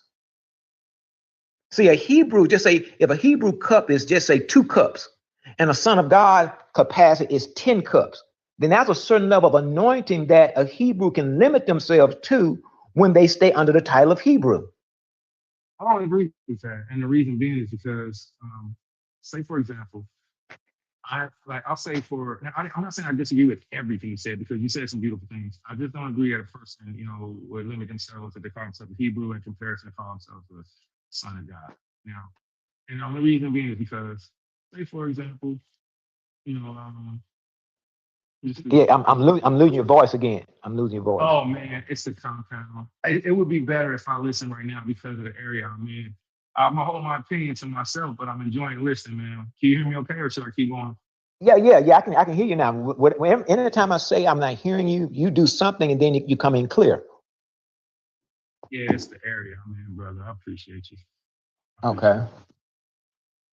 Every one of my opinions really are important. You know what I'm saying? So just let me keep listening to you, please. I didn't agree that we limit ourselves upon ourselves Hebrews because the staunchness that the children of Israel are supposed to have pertaining to the customs and the Torah and the belief supposed to be so firm that it won't shake us. Now, if we want to go from, elevating and then going to the next level, I think that's also awesome. And that's what I'm trying to see, how do we do this with this teaching that you have me? I come to you, I say, Master, what must I do to be saved? Like the rich man. So I do that. I say, now I come to you, I say, Master, what must I do to be saved? Well, one of the things he said, we have to be born again. We have to be able to examine what we have been taught, and then we should be able to then say, okay, this part of the teaching helped me get here. But now, if I'm to go to the next level, I have to then be able to accept something that will take me higher. It's like, And like when something. And now I ask you, what is that something? See, because we'll go to the next example, which will just be kind of more time consuming. But I want to get to the root. What are you giving me that will make what I'm already doing better? What would make me less childish and more spiritually mature like you? I want to be a God too. How do I get to your level? Okay, it would go to certain analogies. Just say like, if I learn if I learn addition, addition is to prepare you for multiplication. Multiplication is designed to prepare you then for the higher forms of math. So my point would be is that we get to a certain level, whatever philosophical teaching that we had to prepare. Because I asked a Hebrew, as a Hebrew, do you have the capacity to bring creation into existence with the knowledge that you have now, or the understanding of the knowledge that you have? Because I haven't met a Hebrew yet who's saying that in the book of Genesis that these were people who created creation. They attributed to a creator, and then I guess they discount the component that creator can dwell in them, and as that creator dwells in them, they too can bring creation into existence. They believe they continue to believe that something is going to help them. Something is going to come back and help them. And Jesus teaching is saying that what's on the inside of you is all you need. You're to produce a kingdom, but you're waiting for a kingdom. The Hebrews aren't producing a kingdom; they're waiting for a kingdom. Let me ask you a question real quick. Just 2 questions before the next piece. He's giving me a lot of things to think about. So one, well, I guess I'm gonna start with two. Two, the Hebrews are waiting on a kingdom. I thought the Hebrews were supposed to waiting on the kingdom. That was one thought. If they're not supposed to, and if they're supposed to be doing something else, I want to know that. But the other thought, and I thank you for that. Like, I want to know, why did you say the Hebrews are waiting on the kingdom? I thought the Israelites, I don't say specifically to the white people are Hebrews, Arabs are Hebrews. They're Hebrews, they're just not, Israelites. So the Israelites are supposed to be waiting on their kingdom to come. Is there a different way of going about it? You say the Israelites are supposed to be waiting on their kingdom? Yeah, kind of. Is there a different way of going about it? Yeah, that's what I'm saying. See, once they have received the source, that What's the source source? has to, if we say the source is the Father or the Creator. So I thought if we received the Son, then we received the Father. Yeah, but when we receive the Son, we have, but now it's a matter of understanding that one power stays at a particular limited phase so it can already receive from the unlimited phase, because energy moves from what's called higher potential to lower potential. So when you dwell as a son, you don't bring the full level of brilliance or the full office of God into this world because it's not needed. So as a son, you start looking at whatever you have to do, say, okay, then you petition your higher self or your father's self. And it's difficult to sometimes talk about things in a language where the language is not sufficient to really capture what you're trying to say. So let me say, I'll say it this way. Jesus is the Son, but he's also the Father. I get it. Jesus is the Son, but he's also the Father. So you say, well, is he praying to himself? No, it's like saying, I use this analogy right here. It's like at the time when your father got with your mother, you resided in your father. Then your father released you out of him, and now you grew as a separate entity. So Jesus understood that he's now one with the Father, but when the Father releases him, he has a different identity, but still a oneness with the source. So now, as he now puts on this, so now as he puts on this flesh form, he can always petition the source to send him power.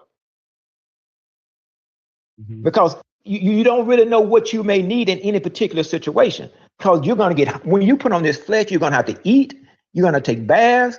But when you're just pure spirit, you don't need that. So let me take you back to the original question. So, man, I appreciate that. Thank you for expounding.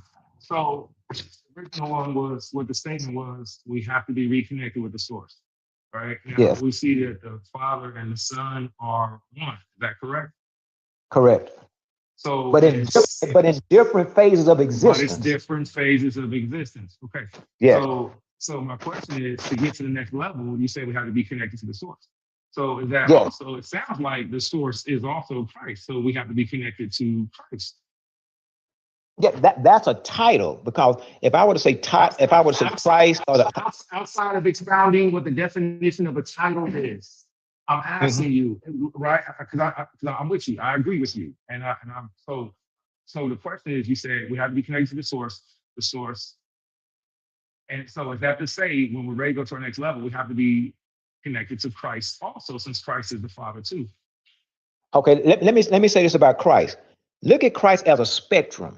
The same way there's what's called electromagnetic spectrum. You got this level of the spectrum, this level of the spectrum. So if you get connected to Christ and you at the 3-year-old level of Christ, you still don't have the power yet. When Jesus, according to the story, just yes or no answer, please, and then I will be able to understand your explanation. See, what happens is people have to try to translate your unknown explanations because they don't know where you're coming from, instead of just saying yes or no. You get what I'm saying? Thank you, King. So yes or no, we got to go to the source. That's the question. Was originally 3 questions back. How do we go to the next level? You said get to the source. And then we came to the conclusion that also, I think that also Christ and you said the Father are one. So that would be making Christ the source. So to say, how do we get to the next level? Now I'm saying, do we got to go through Christ? No, a better way to say it is understand that you are the source, but you are the source in a limited phase until you come to a until we come to a consciousness that we are the total source. Understand that. I 1200% understand that. So let me go back to the original question for the 4th time. Now you answered it. You answered it. You answered it. You answered it.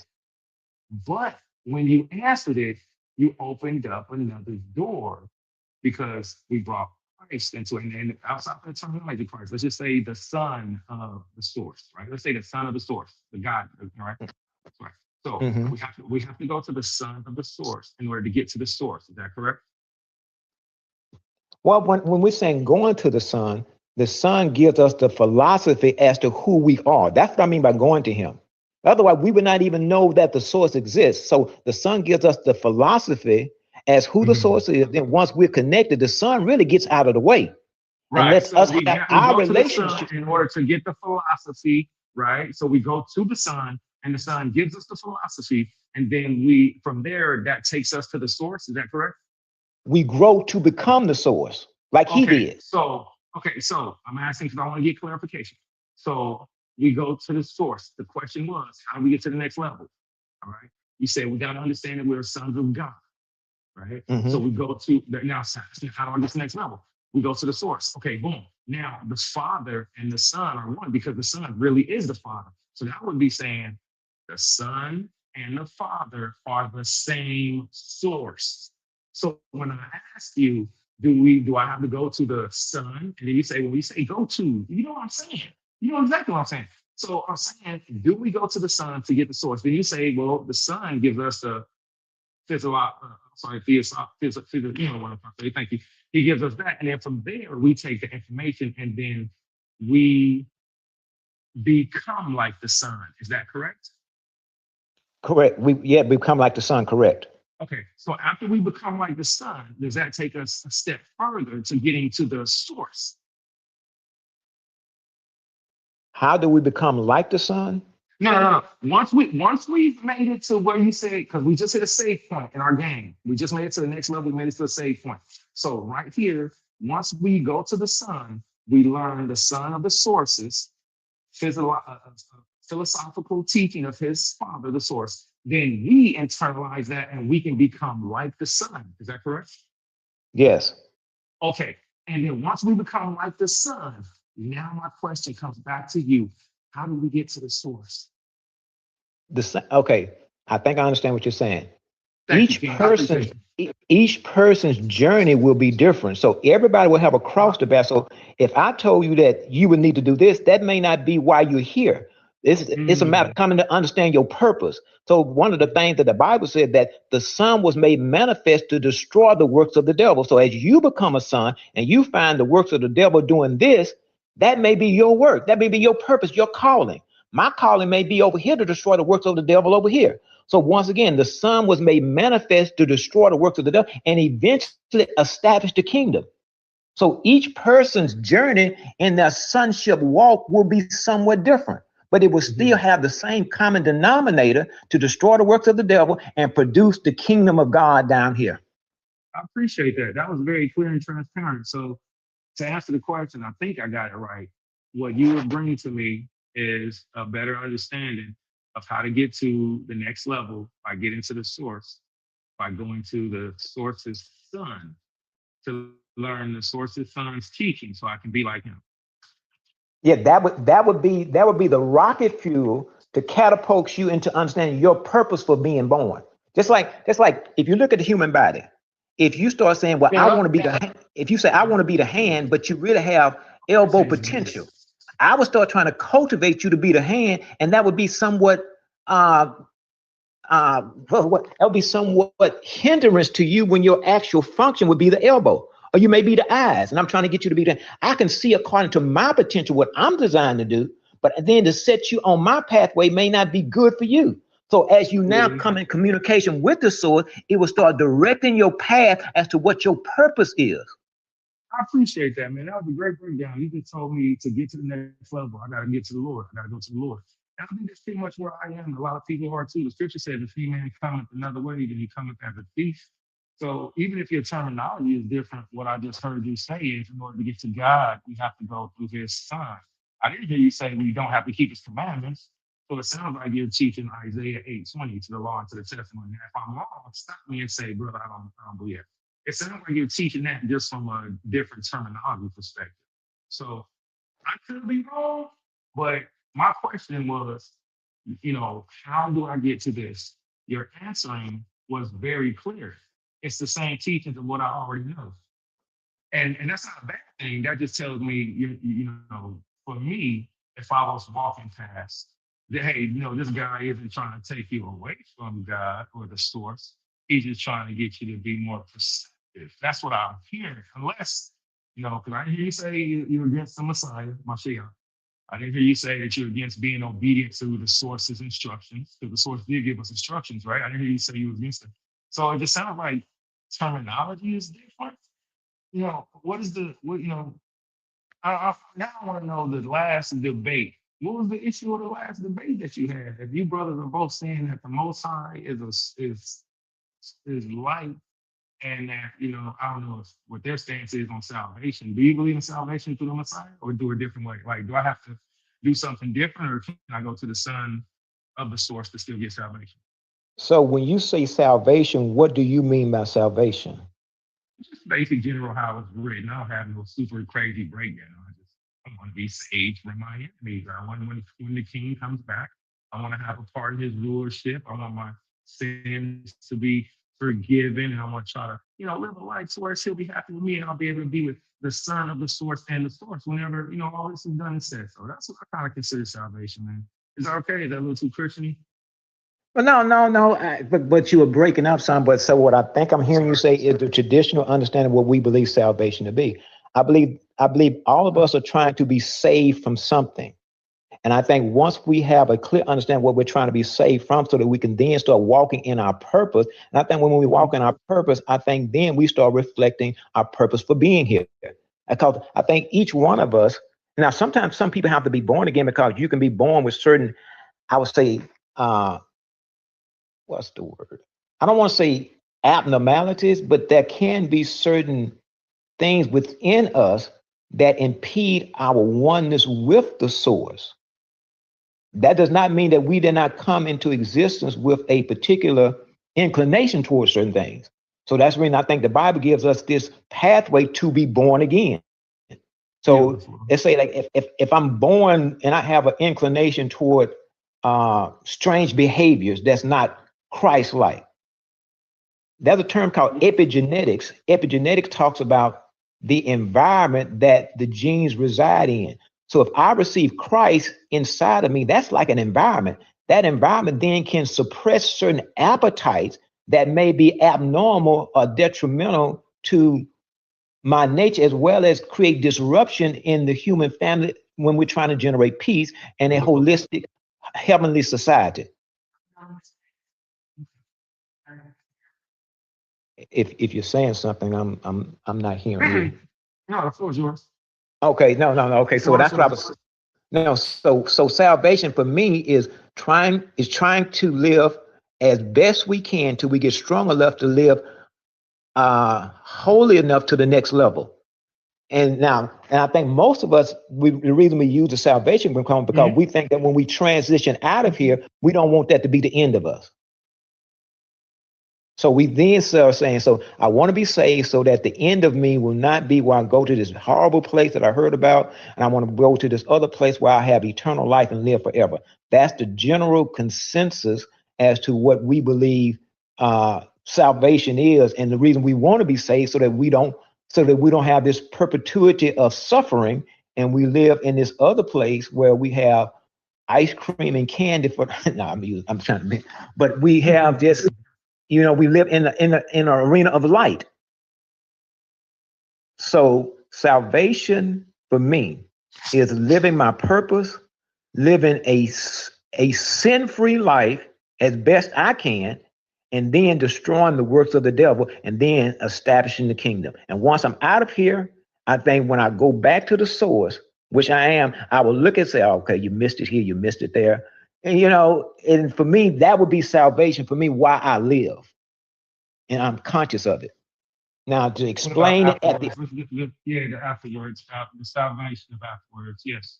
Yeah, to explain it beyond that, I think we have levels that comfort us. And I think that's what it's designed to do. So it's like if my mother would have passed, and I said, well, my mother's in heaven. That is a comforting philosophy where I don't believe that, okay, my mother's now somewhere burning. So I think when we grow to a deeper understanding, we will have a more concrete understanding as to what happens to us once we transition out of here. But right now, I think we have a consoling, comforting place that we can abide in until that time period comes.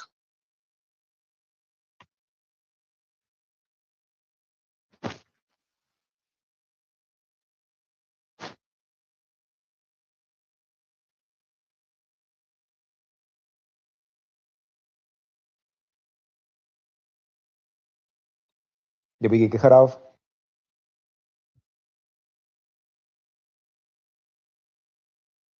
Oh, so yes, thank you for that, man. I appreciate that, man. I mean, you do a really good job explaining. I appreciate that. Mhm. My next I question I is, appreciate your question. I appreciate the spirit that your questions come in, and I appreciate the questions because I do. I appreciate that, man. I like to learn, but please, I am an asshole. You know, it's just that, you know, I like to learn. So like in my downtime, you know, like I'm funny, I'm silly, I'm jovial, you know, I'm kind of a jerk. But I was also the one that sat in front of the class and stared at the teacher and asked questions. And, you know, so I appreciate that because that's what this journey is, man. This is a journey of, you know, education. We also keep learning and growing. And so there's more to it, you know, we gotta keep it in check. So, yes, yes. all right. So as far as this, you don't have a set name of your teaching, or it's not a separate doctrine, or not like that. It's just that you start to understand some stuff different. Is that correct? Well, no, I had what's called the Black New Age Christians, Okay. and I explained what each title meant. Black was not just a color; it was the highest level that a Christian could be. New Age because we're not holding on to the same understanding that our mothers and grandmothers had. So we were being made new using the same book, but open up a deeper understanding or a different understanding from the words of God. So we were the Black New Age Christian, once again, Black not being just a color, but a quality, Christian because we're holding on to the banner that our ancestors gave us in the relay race, New Age, because we're now understanding things with a different perception.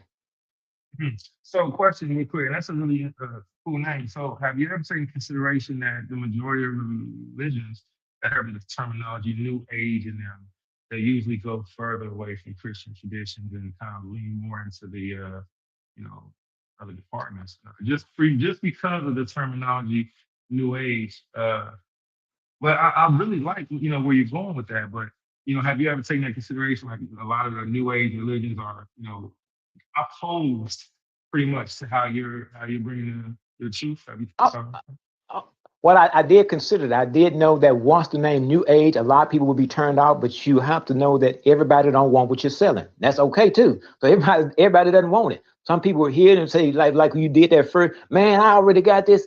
You got to be okay with that. Everybody don't want what you're selling because according to the story, it's going to be a certain group of people wake up first from the first trumpet. So it's going to be a certain, what I believe the trumpet will be, is a particular truth will go forward. Some people will be curious about their truth and ask questions like what you're doing now. And they say, oh, okay, how do I do that? Because then at that point, it's about now you're getting on your evolutionary path to become a reflection of God. Then as I'm feeding you now, you will come back and feed me.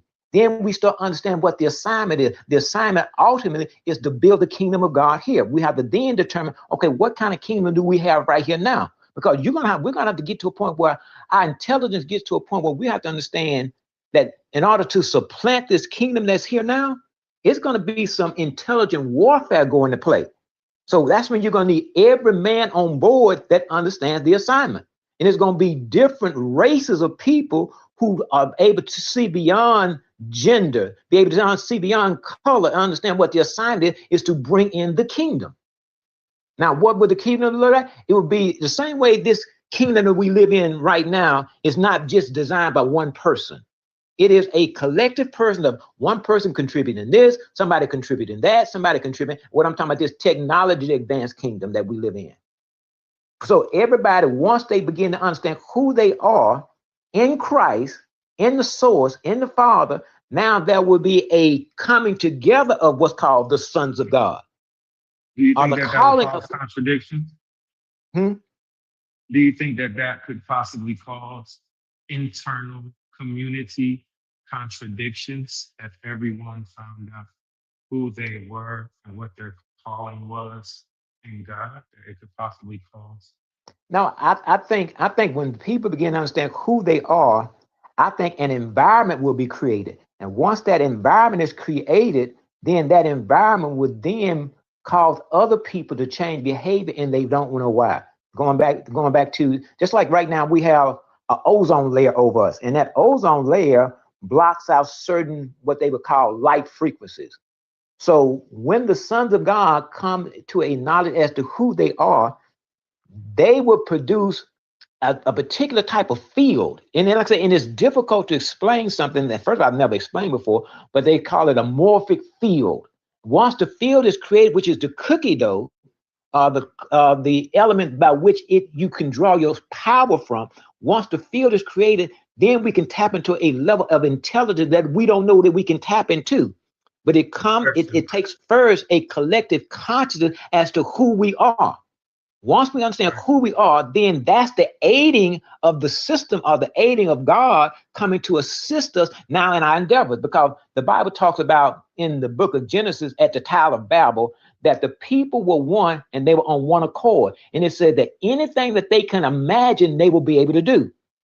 So therefore, only thing we can do is talk about it right now and then understand what the oneness will be, and then understand what will come to assist us, which is what they call the Holy Ghost in our endeavors. But that's after we come together, right? Yes, after we come together, understanding that we are the sons of God.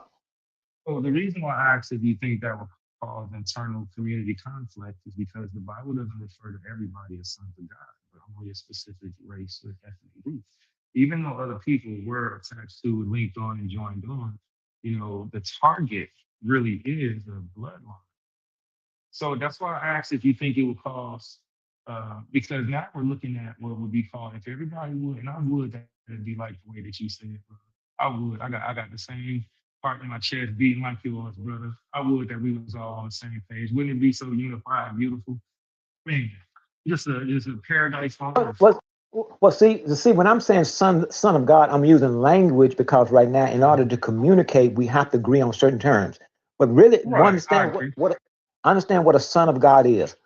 If we look at the etymology of the word son, it comes from a Middle English word sone, S-O-N-E, which is 40 decibels above the normal threshold of hearing.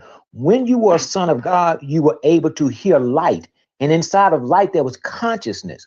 So as a son of God, it was not based on gender. It was a title where you heard light. And just like if I'm trying to hear the light, say, okay, what do I need to do here? Then I would decode the light and the sign and say, thus saith the Lord. So the same way you have sons of God, you have the sons of perdition who hear on a lower vibration, and they produce a kingdom here. So when you see things like gambling boats, and you see things like real quick. I'm sorry. So when you say we break it down like that, or we decode it, right? And it says sons of light. Can you give me that breakdown? Or you said when it says sons of light, it actually says what again? And then you went into the mathematical explanation. You said when it says sons of light actually says. I think what I was trying to address is if I'm using the religious term sons of God, but really we are the sons of light. And when you look at the etymology of what a son is, the word son comes from a Middle English word sone, S-O-N-E, which is 40 decibels above the normal threshold of hearing. So sons of light heard. Before we go forward, real quick, because I have to tackle one thing at a time to understand it. And, I just want to make sure I don't get left behind in class. I'm a little bit slow, so be patient with me. So you just gave me the etymology of the word S-O-N. Is that correct? Correct. Can you read it to me, please? Can I read it to you? Will you please read the etymology of the word son and show me that that's what the meaning is? Yes. I'm telling you what I've read. I'm not reading it right now.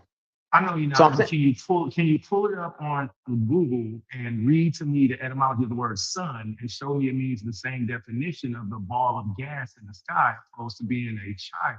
Because I just want to make sure it's the right one, so I'll be on the same page with you. Otherwise, I'll start thinking about science instead of genealogy. That's what I'm saying. It says now the word son, because you have words that's called homonyms, words that spell the same and sound the same, but based on how they're used in content. It's not the same word. Yeah, it's the same. So I'm saying, okay, let me say it this way. When Jesus was the Son of God, he was also the Son of Man. Based on how you use it in content, that determines what he meant in terms of that word. Him being Yeah, the I son agree. of God was based I on agree. his hearing. Right. Being the Amen. son of So, man based on his biology. okay, I appreciate that. So I want to know, because it looks like you're putting the two together, like the doctrine of the sun and energy and of children and genealogy. I just want to make sure that No, I'm say correct. that again. Now, Okay. I need to understand when you break down the word sons of, you said sons of light or sons of God? sons of light, correct. Sons of light, sons of light, sons of light, sons of light. Now, it sounds like you're taking that to scientific perspective. And it sounds like you were referring to the S-U-N, but given the definition of S-O-N from etymology, is that correct? So S-O-N and S-U-N have similar etymologies? No, I'm saying the S-O-N, the etymology of the word S-O-N come from a Middle English word, S-O-N-E, sown. Mhm. And when you look at what sown is 40 decibels above the normal threshold of hearing. And for me, that fitted what Christ was meaning when he said he heard the Father. Now, So he was that level of son where he could hear. right. So we just went a different direction. I gotta be really careful. Does the definition of S-O-N mean the same thing of what you're saying? Sons of light. And then what verse are you coming from? Because this is the only reason I ask. Because our personal etymology and what's written, you know, they don't line up. I'm saying that this is the meaning, but if it says a different meaning in the actual text, you know, that's what I need to go off of. So when you say sons of light, is there a verse that you're referring to? And then when you say he is the son, and you give the definition based off of your etymology, which you. No, is that when actually I said sons of light, because when you said that can be contention in the society when we bring in what we call a religious term, when I say sons of God. So I've said son of God, son of light, because once we understand what a son was, a son is able to hear light. Yeah, you Light said carries, a son is able to hear light, right? But yes, a son, a son, a a child, son. a child son, a progenitor. Let's use the term a progenitor son can hear. Is that No, what you're saying? I'm saying, a female can be a son. She How? can hear light. So it's not gender based. So How can a female hear? How can a female be a son if a female is a daughter? how can a female be a, that's what I'm saying. Once we Isn't that get into Christ, transgenderism? oh, no. Once we get into Christ, we get away from titles. So that's what I'm saying. The same way a female can be a doctor, a female can be a baseball player, a female can be a football player. Once we understand a son is a title. So once you're under the title of a son of God, and I got away from religious terms, say a son of light, then you're able to hear light and convert light into sound. I think what you're So it doing is wasn't, making up your own stuff. I think you're making up your own stuff and you're putting away what's been written. And I ain't trying to be funny, but the reason why I say that is because if somebody used biblical context and if we read in the language it was written in, and then you give your own definition, then you're going away from and then you're asking people to, you know, go off of your own interpretation. And that's really not fair. So it's not like you're asking people to believe what you believe and kind of let go of what we can hold grasp to. The word sun, it doesn't relate to the ball of gas in the sky. Even though a I'm, sun can't, I real quick, I'm almost done. Even though a physical son and a physical daughter can both hear sound. Once we become children of the Most High, let's say sons of light, the Most High still does not. Does he not? I'm going to ask you, does the Most High, does he still use titles once we come to him? Yes, he does.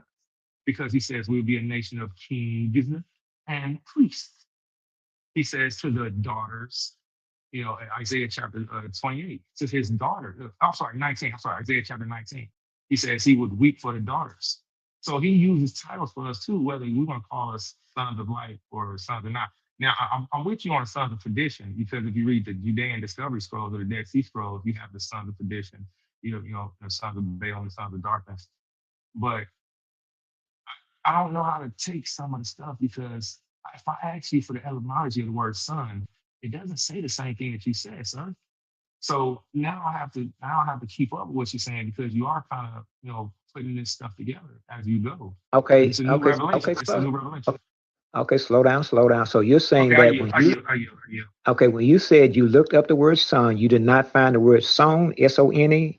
as one of the etymological terms? I didn't say that at all. I didn't say that remotely close. And the brother that was on the phone did the same thing. I think it's really childish when so-called debaters say phrases that they blatantly know people didn't say, so they can try to have a setup behind it. I never used that terminology. What I No, I said thought, was okay, slow down, okay, slow down.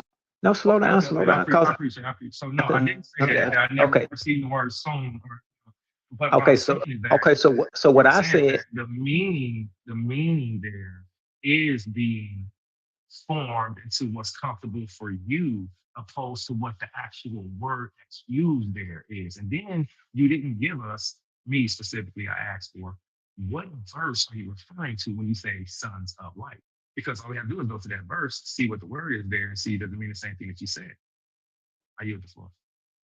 okay, so when I'm using the verse, that's what I said, when a word is a homonym, meaning spelled the same, sound the same, but based on how it's used in content, that determines what the writer was meaning. So when I said Jesus was the Son of God and the Son of Man, he's the Son of God according to the Spirit, but the Son of Man according to the flesh, using the same word son, S-O-N.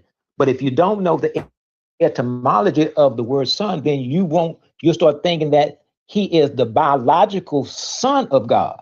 He's the biological son of man, but because of his will being in tune to the source and hearing the source, he now is the son of God. And that's what makes us son of God. When we in tune our spirit to God, that's what makes you a son of God. According, that's I then point out the etymology of the word son to show it's. You didn't. You gave me some words, but you didn't prove. That's why I said. No, that's what I'm doing. Yeah, I'm right now. I'm doing right now is I'm repeating what I thought I said. I'm repeating what I said. Now I thought I said when I said Jesus was the Son of God according to the Spirit.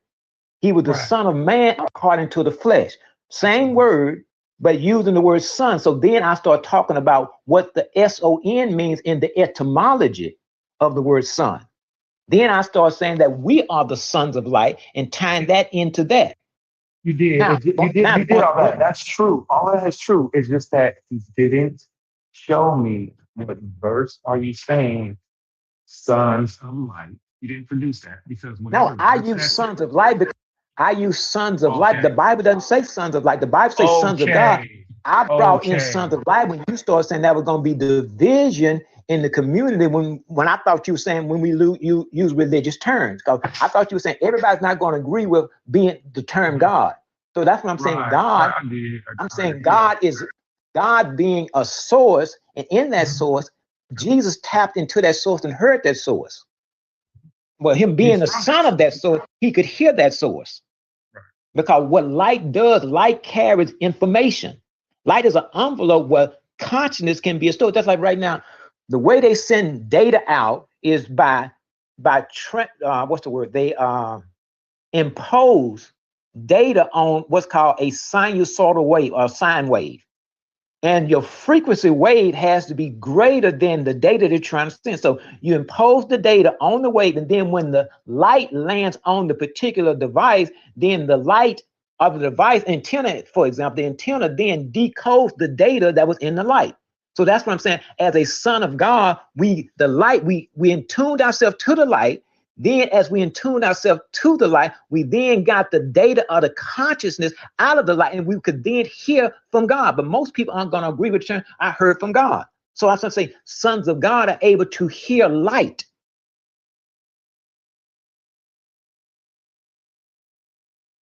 And as they heard light, they could then say, thus saith the Lord, because everybody's not going to be able to hear light.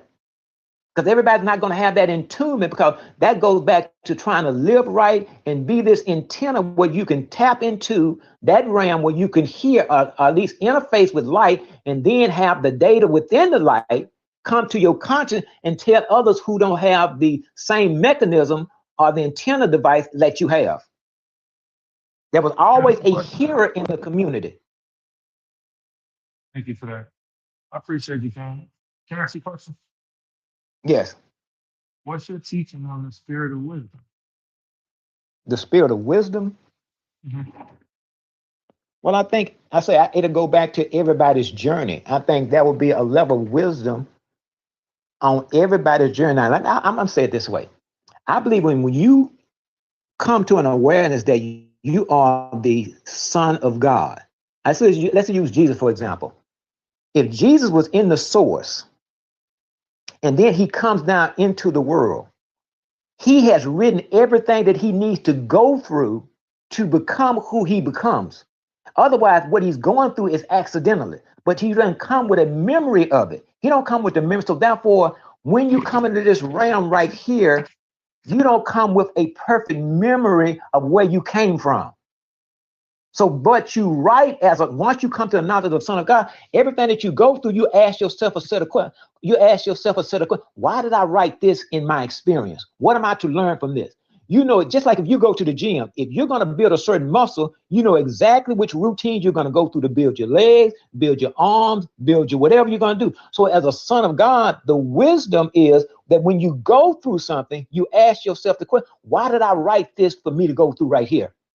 Then you just, okay, then you don't become bitter about what you went through. But that's another level of teaching, that when you're making the declaration of Son of God, you cannot be upset, even though you may get upset. Because Jesus, for example, according to the story, that when he was on that cross, he was in such agony, he started saying, man, where you at, God? He didn't say it that way. He said, my God, why have thou forsaken me? Wait a minute, you had to write this. Otherwise, something is happening against the will of what you want. So he writes everything that he needs to go through, but the agony of what you go through sometimes can be so intense until you say, I couldn't have wrote this. I couldn't have wrote me getting beat the hell up by these damn people right here, or whatever I'm going through. So the wisdom that we get is when we go through something, we understand why we went through it and why we wrote it for us to go through. Well, let me ask you a question. What's the difference between wisdom and experience? Because it sounds like you just explained experience to me. So what's the difference between wisdom and that's how you get your wisdom. Your wisdom is when you go through it. And here's the thing: if you don't learn a lesson, you will go through it again, but it will be, as Whitney Houston says, different script but different cast. So once you get the lesson, you say, oh, okay, I've seen this before. Like in the movie The Matrix, when Neo had to keep going through all these lessons until he said, okay, I don't have to go through this anymore. I don't have to go down this door anymore. So experience is what gives us the wisdom.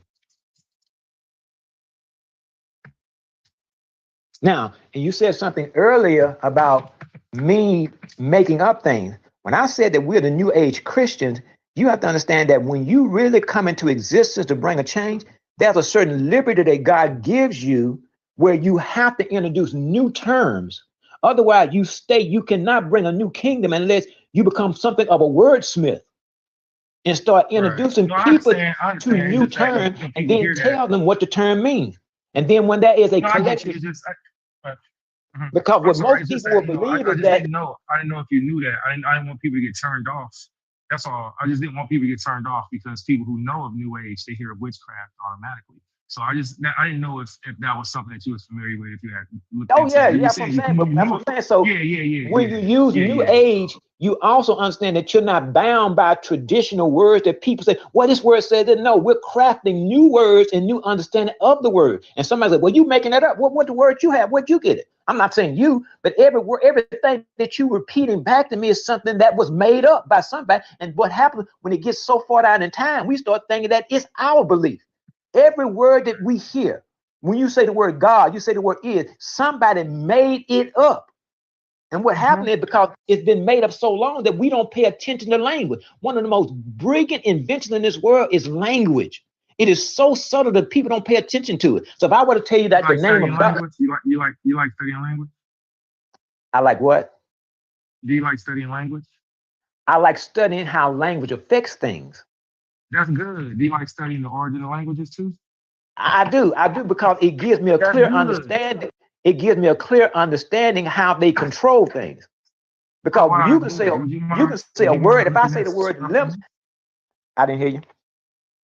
Maybe one day you can look at some stuff together as far as what I know about languages, and I can maybe share it with you, and you can be like, oh hey, I knew this or I didn't know this.